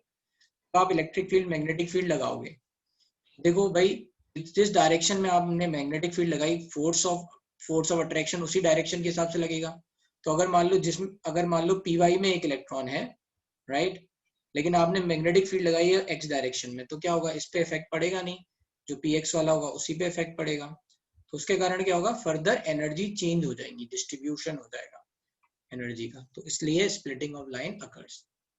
स्प्लिटिंग ऑफ लाइन का मतलब क्या है, जैसे एनर्जी डिफरेंस है लेना देना, ठीक है, अलग अलग एनर्जी के फोटॉन्स मिलेंगे। कौन समझ में आ गया? एक्चुअली जाओ मेरे को याद करने दो, जीमन शायद मैग्नेटिक फील्ड के लिए और स्टार्क इलेक्ट्रिक फील्ड के लिए, या फिर अपोजिट। जीवन मैग्नेटिक फील्ड के लिए, यस जीमन मैग्नेटिक फील्ड के लिए है जहां तक मुझे याद आ रहा है ना, और स्टार्क इलेक्ट्रिक फील्ड के लिए, मतलब अगर इलेक्ट्रिक फील्ड लगाओगे तो ये स्टार्क इफेक्ट हो गया, मैग्नेटिक फील्ड में स्प्लिटिंग हो रही है तो जीमन इफेक्ट हो गया।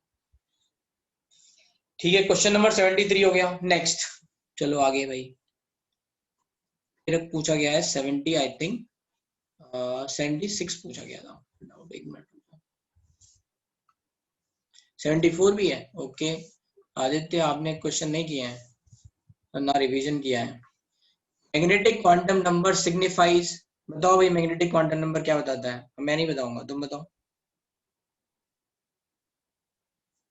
क्या ये साइज बताता है ऑर्बिटल का, या शेप बताता है, स्टेबिलिटी बताता है, ओरिएंटेशन बताता है? ऐसे क्वेश्चन क्यों पूछते हो?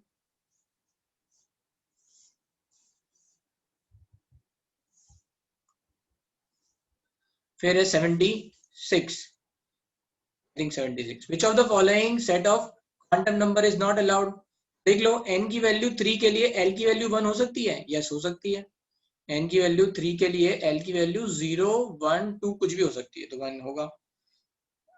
l की वैल्यू 1 के लिए m की वैल्यू +2 हो सकती है, जी नहीं। 1 के लिए क्या मैक्सिमम वैल्यू हो सकती है? -1 0 +1 बस, तो यही है नॉट अलाउड। बाकी सब तो होंगे ही। 3 के लिए 1 हो सकता है, -1 हो सकता है, 2 के लिए +-2 हो सकता है, 0 के लिए 0 हो सकता है, यस ठीक है। फिर है क्वेश्चन नंबर 77, रुक जाओ भाई 80 से आगे आने तो दो। 77 है, which set of quantum number is not possible in third shell? अब ये आ जाएगा, हाँ तो देख लेते हैं। n = 3 के लिए l की वैल्यू 2 हो सकती है, जी हो सकती है। m की वैल्यू -½ हो सकती है, +½ हो सकती है। n की वैल्यू 3 के लिए 2 हो सकती है, -½ ये ठीक है। n की वैल्यू 3 के लिए 2, m की वैल्यू 0 हो सकती है, ये भी सही है। l की वैल्यू 3 नहीं हो सकती है, बस ये हो गया आंसर।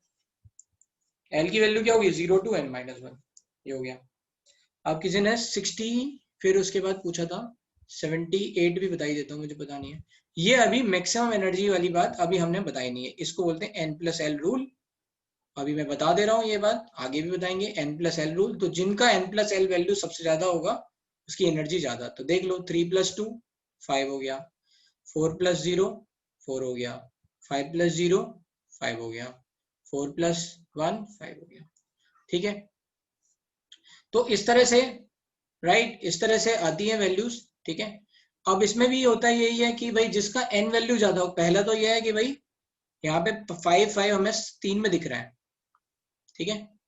यहाँ पे out of which of the following has maximum energy, right. तो हमें यहाँ पे n+l की वैल्यू 3 में सेम दिख रही है 5। तो फिर देखते हैं कि भाई अब किस पे डिपेंड करता है, तो n वैल्यू पे डिपेंड करता है। जिसकी n वैल्यू ज्यादा, राइट, उसकी एनर्जी ज्यादा। आगे बताएंगे n+l रूल, अभी बस ऐसे ही बता दिया। Which of the two orbitals are located along the axis and not between the axis? Along the axis कौन से होते हैं? तो dxy between the axis होता है, dz² होता है, बट दोनों ऑप्शन नहीं है। dxy pz नहीं, dyz px नहीं, pz dx² y², ये हो गया आंसर 79। फिर है 80, which series of subcell is arranged in order of increasing energy of? Again ये n+l रूल से आएगा आगे, उसको भी छोड़ दो, ठीक है। अब ऑब्वियसली अभी मैंने बताया आप निकाल सकते हो, तो या n+l की वैल्यू 6 आ गई, 4 + 3 7 आ गई, 5+ है ना 7 आ गई, एंड दिस इज 7। तो इन्होंने पूछा है विच ऑफ द, तो ये देख लो 6 7 7, और यहाँ देखो n की वैल्यू लगातार बढ़ रही है, तो यही होगा आंसर। बाकी सब में आप देख सकते हो, यहाँ 7 6 7 7 आ गया, ये देखो 7 6 है ना, ये चेंज हो गया 7 7 7, और यहाँ 7 7 6 7, तो ये गलत है, n+l रूल से आ रहा है 80, ठीक है। तो अब 80 तक कोई क्वेश्चन 79 नहीं समझा? 79 में शेप बताइए ना कि pz का शेप क्या होता है। pz का शेप, अब अगर मान लो ये pz एक्सिस है तो अलोंग द एक्सिस होते हैं कि लोब्स या नहीं? dx square minus y square का शेप क्या होता है? Along the axis. बस आंसर। इन्होंने बोला है located along the axis which two orbital are located along the axis not between the axis. X by by z है ना, ये सब क्या होते हैं? ये along the angle axial by axis bisector होते हैं, तो ये बिटवीन द एक्सिस होते हैं। ठीक है, चलो। The subshell that arises after F is called G. ठीक है, how many electrons may occur in G subshell? तो देख लो G की वैल्यू क्या होगी, L की वैल्यू, G की वैल्यू होगी फॉर G के लिए L की वैल्यू होगी मतलब L इक्वल्स टू 0 1 2 3 4 है ना, ये S P D F G, G के लिए 4 होगी। तो हाउ मेनी नंबर ऑफ क्या बोला है इसमें, और हाउ मेनी इलेक्ट्रॉन्स पूछा है। तो एक यहाँ पे क्या हुआ, G की वैल्यू कितनी हो गई 4, तो नंबर ऑफ इलेक्ट्रॉन्स क्या होता है 2 इंटू 2L प्लस 1, तो कितना हो जाएगा 4 यहाँ पुट कर देंगे तो 9 इंटू 2 दैट इज 18 आंसर। तो ये आ गया 81। तो 81 तक सबको समझ में आ गया, किसी को कोई डाउट? ठीक है, अब मैं ले रहा हूँ 82 डाउट्स। अब यहाँ पे क्या लिखा हुआ है मिस्टर सॉरी किसी ने 82 पूछा है ऑलरेडी है ना, 82 84 राइट। तो बोला है miss Ritika has 2 correct information from mister Gupta and mister Agarwal. ठीक है, 2 लोगों से मिली है। About a particular orbital of hydrogen atom identify the orbital. तो देखो इन्होंने लिखा है एंगुलर, ये हमने आपको वैल्यूज बताई थी एंगुलर, तो ये एस ऑर्बिटल है। वैसे भी आप यहाँ देख सकते हो इसमें कोई एंगुलर नोड नहीं है, तो जिसमें कोई एंगुलर नोड नहीं है इसका मतलब क्या है, एल की वैल्यू 0 है। एंगुलर नोड का मतलब क्या होता है, angular node is equals to, मतलब ये वैल्यू कहीं 0 हो सकती है क्या, नहीं। तो एंगुलर नोड होता है that is equals to l, और ये वैल्यू आ गई 0, तो ये क्या आ गया एस ऑर्बिटल। ठीक है, फिर उन्होंने क्या बोला, the orbital has 2 radial node. ठीक है, तो ऑर्बिटल हैज 2 रेडियल नोड मतलब n माइनस एल माइनस 1 की वैल्यू क्या है 2, तो n माइनस ये तो 0 है, ये माइनस 1 इक्वल्स टू 2, तो n इक्वल्स टू 3। ठीक है, तो क्या पता चला हमें 3s ऑर्बिटल हो गया ये। अब s orbital with principal quantum number any orbital with now 3s orbital. Information from, ठीक है बस ये हो गया 82। फिर क्वेश्चन है नहीं हमने 90 तक बोला था, आगे तक बोला था बिल्कुल, ये तो पक्का करना ही था भाई, ये तो हम पढ़ा चुके हैं। 84 में पूछा गया if the nodes are not neglected. Infinity वाला नोड्स हमने रिमूव नहीं किया, मतलब ये जो कहीं पे इन्फिनिटी पे कहीं मिलेगा जाके उसको भी हम नोड काउंट कर ले रहे हैं, ऐसा बोल रहे हैं ये। ठीक है, तो बोल रहे हैं कि बताओ what is the total number of radial and angular node of 5f orbital. ठीक है, तो भाई नॉर्मल सीन में total number of radial and angular node का मतलब क्या होता है, टोटल नंबर ऑफ नोड्स क्या होते हैं, n रेडियल नोड होते हैं n minus L minus 1, angular node होते हैं l, तो ये आ जाएगा n माइनस 1। तो नॉर्मल सिनेरियो में टोटल नंबर ऑफ नोड्स कितने होते हैं, n minus 1 total, radial plus angular. अब यहाँ पे कितना आता, 4 वैल्यू आती, बट ये कह रहे हैं कि भाई इन्फिनिटी वाला नेग्लेक्ट मत करो, तो ऐड कर दो, तो 5। समझ में आया 84? किसी को प्रॉब्लम सॉल्यूशंस में?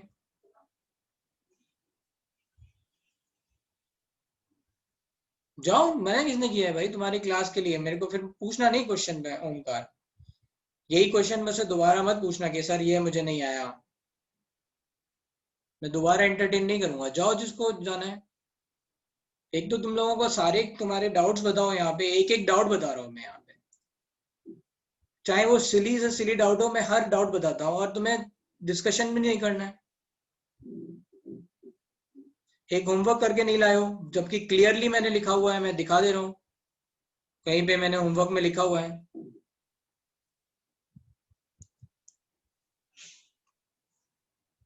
अभी तुम लोगों की कल से मैं कॉपी चेक कर लूंगा किसी भी रैंडम की, और अगर किसी ने बोला मेरा वीडियो नहीं चल रहा तो उसे 2-4 क्लास के लिए बाहर भेज दूंगा, कहूंगा तुम्हें वीडियो नहीं चल रहा तो रहने दो क्लास में। ऐसे मोबाइल से लॉगिन करो जैसे मैं तुम्हारी कॉपी चेक कर सकूं। अभी तक जो दो चैप्टर मैंने पढ़ाए हैं ना, अभी मैं स्ट्रिक्ट नहीं हुआ हूं तुम लोगों से। 2 चैप्टर पढ़ाए हैं, मेरे को कोई भी पूरा लेक्चर नोट्स चाहिए, टर्न करा के देख लूंगा वो अभी वीडियो खुलवा के एक एक पेज।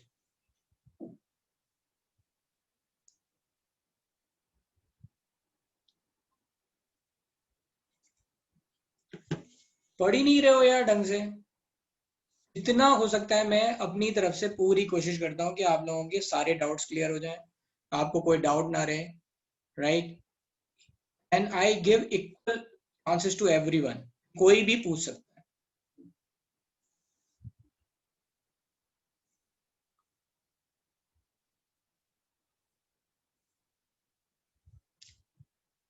आप लोगों की क्लास स्टार्ट होगी ना तो ये नहीं मिलेगा एडवांटेज। मैं I am very strict for that. मैं बहुत मन से और शिद्दत से पढ़ाता हूँ और मैं चाहता भी हूँ कि मेरे बच्चे मन से पढ़ें। तो यहाँ पे कई बच्चे लेट आते हैं, थोड़े दिन और रुक जाओ बस, दैट्स इट। उसके बाद मैं एंट्री ही बंद कर दूंगा। जो 5 मिनट लेट आया बैठे रहो बाहर। You can check the videos.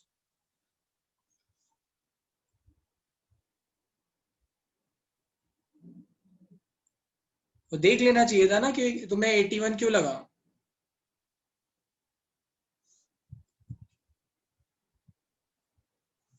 Question number 83 है। मुझे गुस्सा इस बात पे आती है, आप लोग पहले तो मेहनत नहीं कर रहे हो, फिर नंबर नहीं आएंगे, फिर आप बोलोगे समझ में नहीं आ रहा है।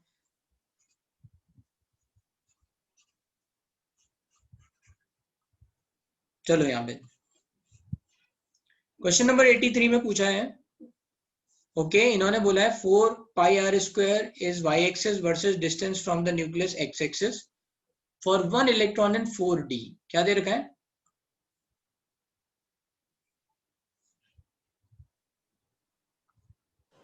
Hello sir. हाँ बोलो। सर मेरे को ये 84 में डाउट है। अभी आप बता रहे थे ना 84, तो उसमें डाउट है सर। वो एक्चुअली इन्फिनिटी में क्यों हम मानते हैं कि सिर्फ एक बार वो एक ही नोडल ये होता है? क्योंकि सर इन्फिनिटी है तो बहुत बार भी हो सकता है ना सर, कोई पता नहीं। नहीं तो ये कह रहे हैं भाई ऐसा है, आपको पता तो है नहीं इन्फिनिटी कहाँ है। तो हाँ। इन्फिनिटी को जनरली काउंट नहीं करते हैं। ये कह रहे हैं यहाँ काउंट कर लो। तो मैंने बोला था कि हम दो जो एक्सट्रीम है न्यूक्लियस और इन्फिनिटी, इनको काउंट नहीं करते हैं ना। हाँ। है ना। इसके अलावा कहाँ पे नोड्स हैं वो काउंट करते हैं, राइट। कहाँ पे इलेक्ट्रॉन डेंसिटी। तो यहाँ पे हमें दिख गए 3 है, यहाँ पे दिख गया 1 है, यहाँ पे दिख गया ऐसे 3 है, ऐसे करके, राइट। अब यहाँ पे इन्होंने 5f में पूछा था, तो 5f में टोटल नोड्स पूछा है इन्होंने। रेडियल नोड नहीं पूछा है। ये क्या है? रेडियल नोड्स है, इसमें एंगुलर नोड नहीं पता है आपको। इन्होंने टोटल नोड पूछे, तो टोटल नोड कितने होंगे? n माइनस l माइनस 1 तो होते हैं रेडियल नोड, और l होते हैं एंगुलर नोड। तो टोटल कितना हो गया इनका? n minus 1। तो नॉर्मल केसेस में n माइनस 1 होते हैं। ये कह रहे हैं कि आप इन्फिनिटी वाला भी काउंट कर लो तो +1, तो क्या हो जाएगा? n की वैल्यू क्या है यहाँ पे? 5 है, तो आंसर हो गया 5। अब 83 में ये है कि मतलब इन्फिनिटी में सिर्फ एक ही रेडियल नोड होता है, क्योंकि हम क्यों मानते हैं? नहीं, क्वेश्चन क्या है फिर से? हम मानते नहीं है, हम नहीं मानते। ये क्वेश्चन कह रहा है कि मान लो। भाई क्वेश्चन ने हाइपोथेटिकली बोला कि हम नहीं नेग्लेक्ट कर रहे हैं, मानो इसे, तो हमने आंसर बता दिया उसके हिसाब से। सर इन्फिनिटी में क्यों ऐसा हम मानते हैं कि सिर्फ एक ही बार वो रेडियल नोड आता है, क्यों नहीं इनफाइनाइट टाइम्स आए? अभी ग्राफ में तो अभी 3 है ना, वो सी वाले ग्राफ में 3 है, डी में 1 है, तो वैसे इनफाइनाइट इन्फिनिटी में भी बहुत सारे हो सकते हैं ना सर? नहीं हो सकते। तो मैं समझ गया तुम क्या कहना चाह रहे हो। ये तो e माइनस एक्स का ग्राफ क्या होता है? e माइनस एक्स का ग्राफ ऐसे ही होगा ना। हाँ। है ना। x की वैल्यू बढ़ा, e माइनस एक्स का ग्राफ का मतलब क्या होगा? 1/e(x) का ग्राफ। हाँ राइट। तो x की वैल्यू बढ़ेगी तो e की पावर x की वैल्यू बढ़ेगी, तो ये 0 की तरफ टेंड करेगा। हाँ। ठीक है। और इनफाइनाइट पे ये 0 को टच करेगा। तो कितनी बार टच करेगा? इनफाइनाइट बार टच करेगा या एक बार टच करेगा? मतलब एक्चुअली में तो करेगा ही नहीं, लेकिन हम बोलेंगे कि जब कभी इनफाइनाइट पहुंचेगा तब वो एक बार टच करेगा, राइट। हाँ करेक्ट। बस। अच्छा, वो सेम लॉजिक। ऑब्वियसली आप यहाँ पे क्या समझ रहे हो मैं बता रहा हूँ। आप कह रहे हो infinity -1 is also infinity, infinity -2 is also infinity, यही समझ रहे हो ना? हाँ आप यही कह रहे हो ना? सर ये तो इन्फिनिटी पे तो इन्फिनिटी पॉइंट्स आ गए ना। बट ई की ये जो ग्राफ है ये कब टच करेगा? ये वाला ग्राफ मैंने बताया था ना, east to minus sigma by 2 का ग्राफ बनता है जो फंक्शन बनता है। है ना, रिमेम्बर? फंक्शन बताए थे ऑर्बिटल्स के, तो उसमें ई की पावर माइनस सिग्मा समथिंग आ रहा था। तो ये जो वैल्यू है ई की पावर -x, ये एक ही बार तो 0 आएगी बस। बस ठीक है, समझा। Thank you sir. ठीक है, इसमें इन्होंने पूछा है 4d ऑर्बिटल में बताओ कितना होगा, तो बस n-l-1 रख लो इसमें। n-l-1, n की वैल्यू 4 है, l की वैल्यू 2 है, और that is going to be 1। तो यहाँ पे क्या हो जाएगा, बस एक मिल रहा है, ये हो गया आंसर 40, 84। बताओ भाई, और डाउट्स क्या थे, फिर से बता दो मुझे। 86, 85, 85 में क्या पूछा है? 85 में पूछा है the distance of maximum probability of 3s 4p 3d are given by in the order. तो आपको समझ में आ ही रहा होगा, राइट? यहाँ पे इनका साइज बढ़ता जाएगा तो डिस्टेंस बढ़ती जाएगी, राइट? तो ये नॉर्मल ही है, ठीक है, इसको इस तरह से देख लो।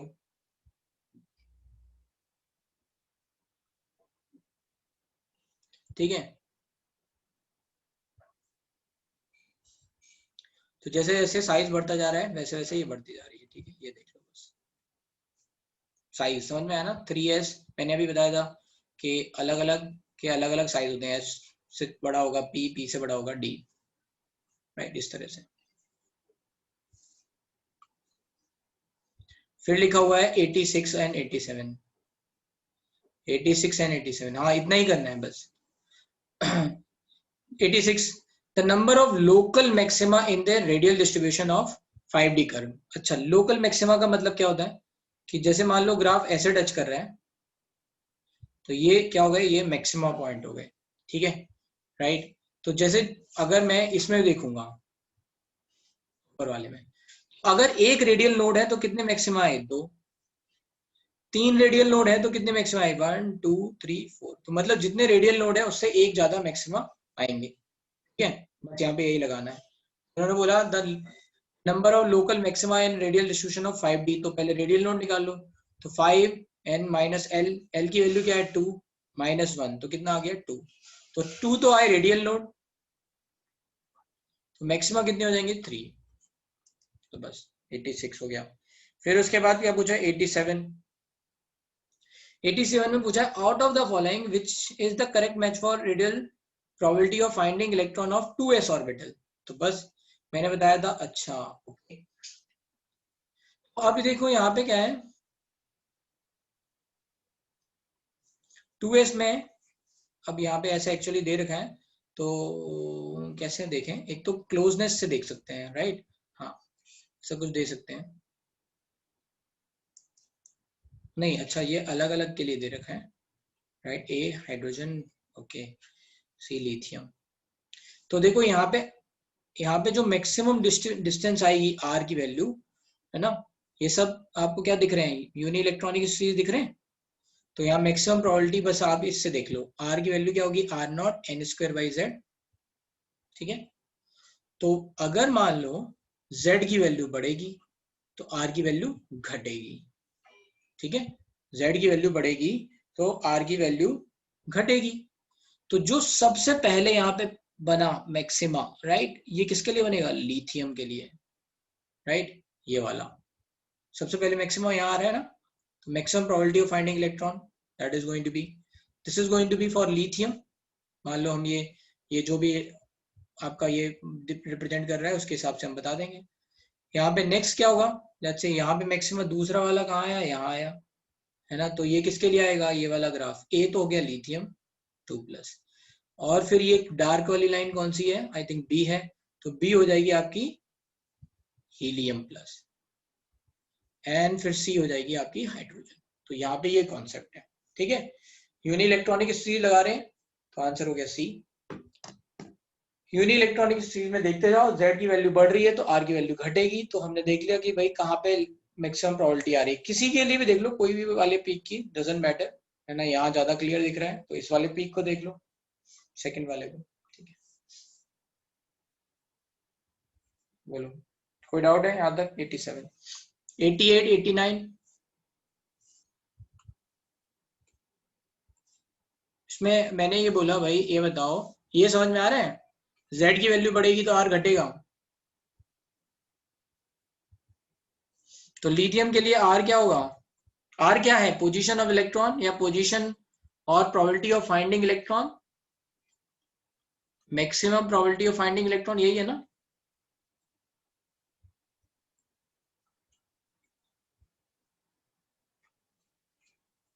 तो बस ये मैक्सिमम प्रोबेबिलिटी देख लो कहां पे है मैक्सिमम।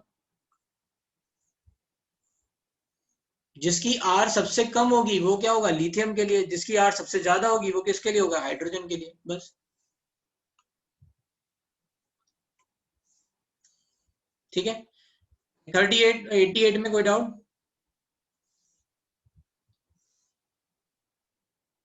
89, 89 में लिखा है the Schrodinger wave equation for hydrogen atom is, ठीक है। देखो यहाँ पे एक क्वाड्रेटिक के साथ ये भी दे रखा है, right. where a naught and z are constant in which answer can be expressed and sigma equals to 2zr by a naught. Minimum and maximum position of radial nodes from nucleus are respectively. तो पहले आप देख लो कि कहाँ पे ये zero होगा, राइट, ठीक है। जहां पे मिनिमम होगा, मिनिमम वाली चीजें देख लो, राइट। तो मिनिमम आई थिंक ऑप्शंस अलग अलग हैं, नहीं ये दो सेम है। तो यार इसमें पूरा सॉल्व करना पड़ेगा, ठीक है। तो पहले मैं देख ले रहा हूँ ये क्या है। तो यहाँ पे सिग्मा -1 इक्वल टू 0 हो सकता है, या तो सिग्मा स्क्वायर -8 सिग्मा + 12 0 हो सकता है, ठीक है। इससे तो हमें 6 × 2 है ना, एक मिनट, तो सिग्मा स्क्वायर -6 सिग्मा -2 सिग्मा + 12 ये बन जाएगा सिग्मा -सिग्मा 6 -2 सिग्मा -6। तो यहाँ पे सिग्मा की वैल्यूज क्या क्या आ गई? सिग्मा इक्वल्स टू 1 हो सकता है, सिग्मा इक्वल्स टू 2 हो सकता है, सिग्मा इक्वल्स टू 6 होता है। इन सिग्मा वैल्यूज के लिए ये क्या होगा? हमें यहाँ पे 0 होगा, है ना, प्रोबेबिलिटी ऑफ फाइंडिंग इलेक्ट्रॉन। तो पुट करके देख लो किसके लिए? हाइड्रोजन एटम के लिए। तो Z की वैल्यू 1 हो गई, तो यहाँ पे सिग्मा की वैल्यू क्या हो गई? 2r/a0। तो 2r/a0 को 1 रख लो, तो R की वैल्यू क्या हो गई? R की वैल्यू आ गई a0/2। एनीवे इन्होंने Z के टर्म्स में लिखा है तो Z के टर्म्स में लिख लो, ठीक है। 2 यहाँ पे Z भी लिख लो यहाँ पे, ठीक है। तो R की वैल्यू क्या आ गई? a0/2z। और R की वैल्यू क्या और आ सकती है? यहाँ पे भी ये भी आ सकती है, सिग्मा इक्वल्स टू 2 है, तो R की वैल्यू a0/, एक मिनट क्या था, हाँ 2zr/a0 इक्वल्स टू 2, फिर कट गया। R की वैल्यू a0/z भी आ सकती है। तो ये सब ये वैल्यू आ सकती है, ये सब पॉसिबल है। इसका मतलब क्या है? मुझे मैक्सिमम पोजीशन बतानी ही पड़ेगी, बिना इसके काम नहीं चलेगा। तो मैक्सिमम पोजीशन के लिए फिर मैं क्या करूंगा? फिर मैं भाई इसको करूंगा ψ² और 4πr² से मल्टीप्लाई, ठीक है। तो थोड़ा लंबा आएगा, तो यहाँ पे ψ² कर लेंगे तो ये एक कांस्टेंट है, ठीक है। ये सब एक कांस्टेंट है और ये Q हो जाएगा, ठीक है। तो मैं यहाँ लिख लूंगा this is going to be a constant K, doesn't matter. अब क्या होगा? ये सब की वैल्यू का भी स्क्वायर हो जाएगा। So this is going to be sigma -1 sigma -2 sigma -6 let's say, इन सब का भी स्क्वायर ना, या फिर आप मल्टीप्लाई करके देख लो, सिग्मा क्यूब है ना, इसको फंक्शन बनेगा, राइट। और ये क्या हो जाएगा? e⁻⁻ सिग्मा, और इसको डिफरेंशिएट करो और यहाँ पे 4πr² लगा के इसको डिफरेंशिएट करो। और कोई छोटी ट्रिक नहीं हो सकती इसकी?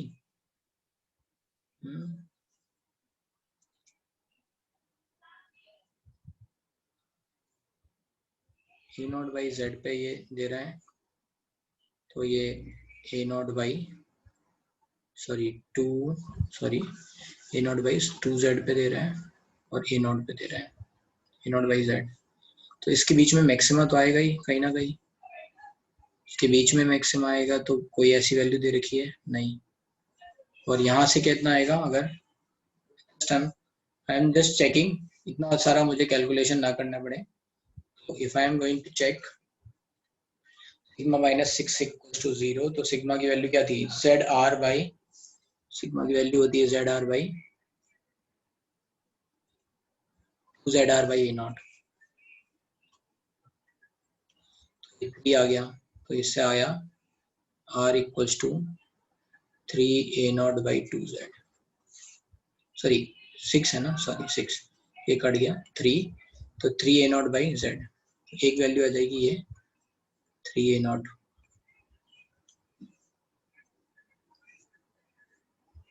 तो ये वैल्यू आ गई। अब इनके बीच में कहीं मैक्सिमा, अगर हम इक्वल प्रोबेबिलिटी देखते हैं,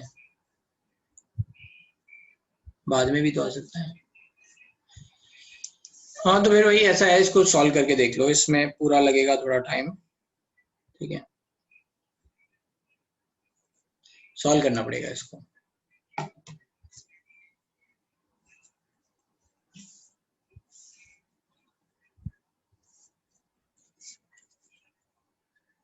सॉरी इसमें क्या पूछा है, हो नहीं नहीं नहीं नहीं, ओके ये पूछा है, रुक जाओ सॉरी, इसमें पूछा है minimum and maximum position of radial node ही पूछा है। ओहो, रेडियल नोड की मिनिमम एंड मैक्सिमम पोजीशन पूछा है।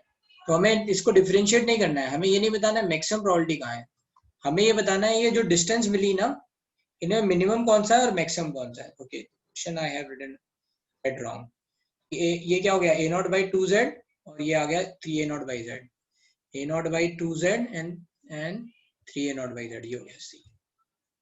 रेडियल नोड की पोजीशन निकालनी थी, तो सिग्मा से वैल्यू रख दी हमने, सिग्मा वैल्यू रखी तो अलग अलग हमें r की वैल्यू मिल गई। इनमें बताना था सबसे छोटी वैल्यू कौन सी है, सबसे बड़ी वैल्यू कौन सी। समझ में आया? यस, बोलो जास्कर। सर तुम्हें मुझे लग रहा था इतना बड़ा क्वेश्चन होगा नहीं। हाँ राइट, हाँ बोलो। सर आप ग्राफ पे कुछ क्वेश्चन दे सकते हो क्या, क्योंकि बुकलेट में सर एक ही क्वेश्चन था ग्राफ पे। हाँ सर, आप बोले ना वो बहुत इंपॉर्टेंट है। तो वो आपने इसमें अभी पूरी हुई थोड़ी ना बुकलेट आपकी खत्म। अच्छा आगे है क्या और? ऑब्वियसली आगे है, जहाँ जहाँ ग्राफ लगे सॉल्व करके देखो। ओके सर ठीक है। एक ही दिख रहा है मुझे भी।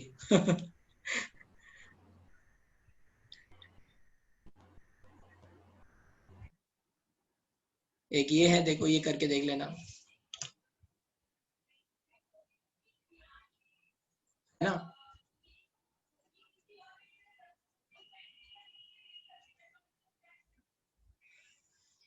ठीक है चलो, तो अभी यहाँ तक भाई डिस्कशन हो गया, और मैंने सब्जेक्टिव में तो दिया नहीं था। अच्छा अब मैं नेक्स्ट होमवर्क बता देता हूँ आपको। राइट, अब मैं लूंगा लास्ट में, बिल्कुल क्लास के लास्ट में लूंगा अटेंडेंस। तो आप ये कॉम्प्रिहेंशन पढ़ना स्टार्ट कर दो, है ना, कॉम्प्रिहेंशन वाले सारे क्वेश्चन करके लेके आओ। कॉम्प्रिहेंशन ऑल 4, ठीक है, कॉम्प्रिहेंशन पढ़ो। ये वाला शायद नहीं हो पाएगा अभी आपसे, मैग्नेटिक नेचर, ये छोड़ दो, हो जाएगा, हो जाएगा, हो जाएगा, हो जाएगा, ठीक है। अगर ये नहीं होंगे तो मैं बता दूंगा।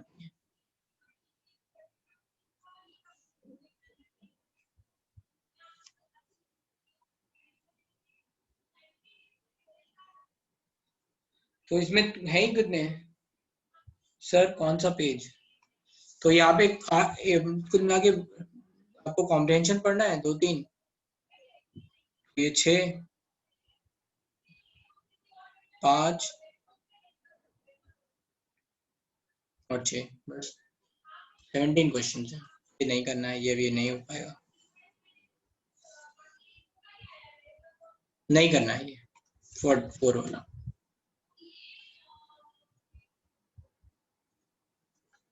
पेज नंबर 66, ठीक है। चलो भाई आप दो अपनी अपनी attendance.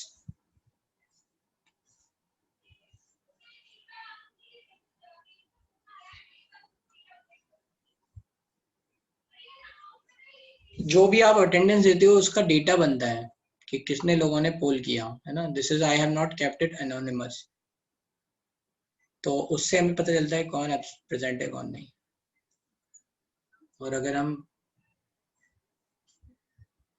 We are just checking कि कितने लोग कंटिन्यूसली आ रहे हैं, ठीक है। ये बाद में हो सकता है we can take any action accordingly.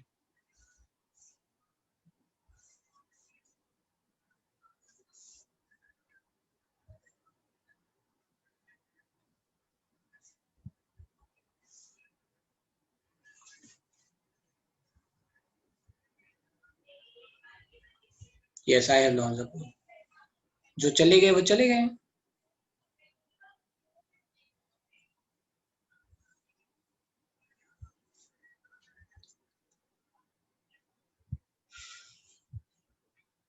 So D Z square में तो रेडियल नोड होगा, 3z स्क्वायर में, 3d z स्क्वायर में नहीं होगा, ठीक है।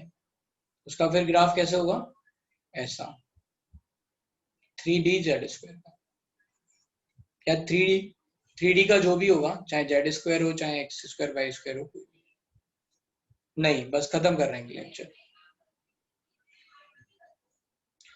जनरली मेरी क्लास रहती है, so if you have a personal doubt you can message me, but chances are कि मैं अगर क्लास में होऊंगा तो मैं I will not be able to reply back, ठीक है।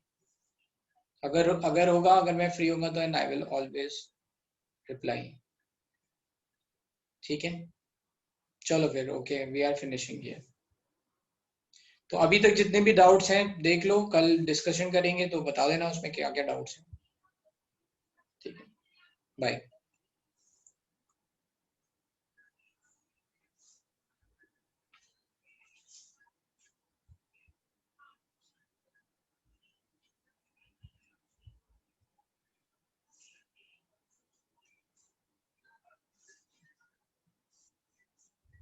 हाँ बोलो सोम। Now you can unmute yourself. Yes, say. Tapan, so. Sir कल लेक्चर कितने बजे है? I think I have not seen the time. Around 5 or 5:30 है, मुझे थोड़ा एक बार देखना पड़ेगा। सर क्योंकि हम लोग को भी टाइम नहीं दिया हुआ है। सर फिजिकल बुकलेट्स कभी मिलेंगे? अगेन मैं नहीं बता सकता हूँ, ये वही बताएंगे आपको जिन्होंने एडमिशन लिया है ना, वो बताएंगे। तो सर कल आप रिवीजन करोगे और जो हम लोग को कॉन्सेप्ट्स में डाउट है वो करोगे कि आप लेक्चर लोगे? नहीं, मैं क्वेश्चन बताऊंगा, केवल जिनको क्वेश्चंस में डाउट है वो बताऊंगा, उसके थ्रू जो भी कॉन्सेप्ट होंगे वो मैं बता दूंगा, एक्सप्लेन करूंगा। सर जैसे अगर मुझे एक दो कॉन्सेप्ट में डाउट है तो आप कल क्लियर कर दोगे? हाँ ठीक है सर। सर मुझे वो क्वेश्चन नंबर 86 अभी तक नहीं समझा सर, मतलब मुझे 2 आंसर आ रहा है। अच्छा ठीक है, देख लेते हैं। सर हाँ सर का रेगुलर क्लास है कि डाउट सेशन है? डाउट सेशन है। हाँ सर ठीक है। और तो किसके डाउट होंगे उसमें, मतलब इस चैप्टर के? जितना पढ़ा है उतने के। डाउट सेशन इसलिए है ताकि आप इंडिविजुअली टीचर को जैसे बोलते हो ना तो बहुत मुश्किल हो जाता है हर एक बच्चे का। अब किसी के बहुत सारे मैसेज आते रहते हैं कि सर ये बता दो ये बता दो, वो वहां पे क्लियर हो जाएंगे। कॉमन डाउट जिनके होंगे सबके क्लियर हो जाएंगे। पूछा है local maxima and radial distribution कर। पहले बताओ 5D में रेडियल नोड कितने होंगे? So radial node is going to be n minus n minus 1. So this is 5 minus 2 minus 1, that is 2. ये तो नोड है। इसमें पूछा है लोकल मैक्सिमा, इसका मतलब क्या है? अगर मान लो नोड ऐसा है, एक नोड है तो 2 मैक्सिमा आएगा, 2 नोड है तो 3 मैक्सिमा आएगा, तो बस। लेकिन सर वो तीसरा वाला तो ये है ना, लेकिन वो तो ये बताओ, सबका मतलब वो तो डिफॉल्ट मैक्सिमा ही है ना, सबसे ज्यादा वही है ना।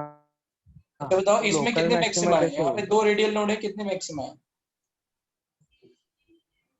सर लोकल तो मेरे को 2 ही दिख रहे हैं, वो तीसरा वाला तो यूनिवर्सल मैक्सिमा है ना। Universal maxima?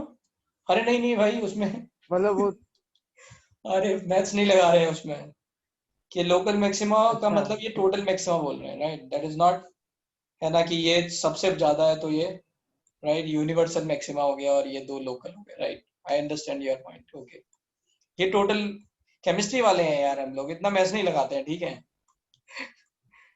ये बस यहाँ पे ये बोला जा रहा है कि टोटल मैक्सिमा कितने हैं।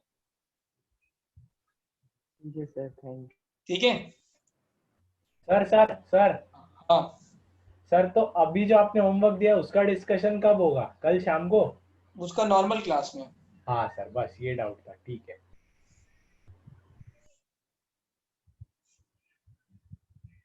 तो सर कल शाम का क्लास कंपलसरी नहीं है ना? नहीं, कल शाम का क्लास कंपलसरी नहीं है, लेकिन क्या कंपलसरी है कि अगर मैंने वहां डिस्कस कर दिया तो मेरे पास दोबारा ये नहीं आए कि सर हमें ये फिर से समझा दो, है ना। पता चला आपने क्लास इसलिए अटेंड नहीं की क्योंकि आपको लगा कि मैं नेक्स्ट क्लास में बोल भी दूंगा सब बच्चों को, कि फिर ये नहीं कि आप टीचर को फिर आप बोल रहे हो कि सर हमें अभी ये नहीं समझ में आया, आप हमें दोबारा समझा दो, राइट। वो डिस्कशन क्लास उसी के लिए है कि through questions you can understand the concepts, ठीक है। तो सर उसमें बुकलेट के ही होंगे ना क्वेश्चंस डिस्कस? हाँ, बुकलेट के ही होंगे, जो क्या भी सर आप बाहर से कॉमन डाउट्स रहेंगे वही होंगे ना। ओके सर, ठीक है। ठीक है, चलो okay, bye. Thank you sir, bye sir. Thank you sir. Thank you sir, bye sir. Sir bye sir.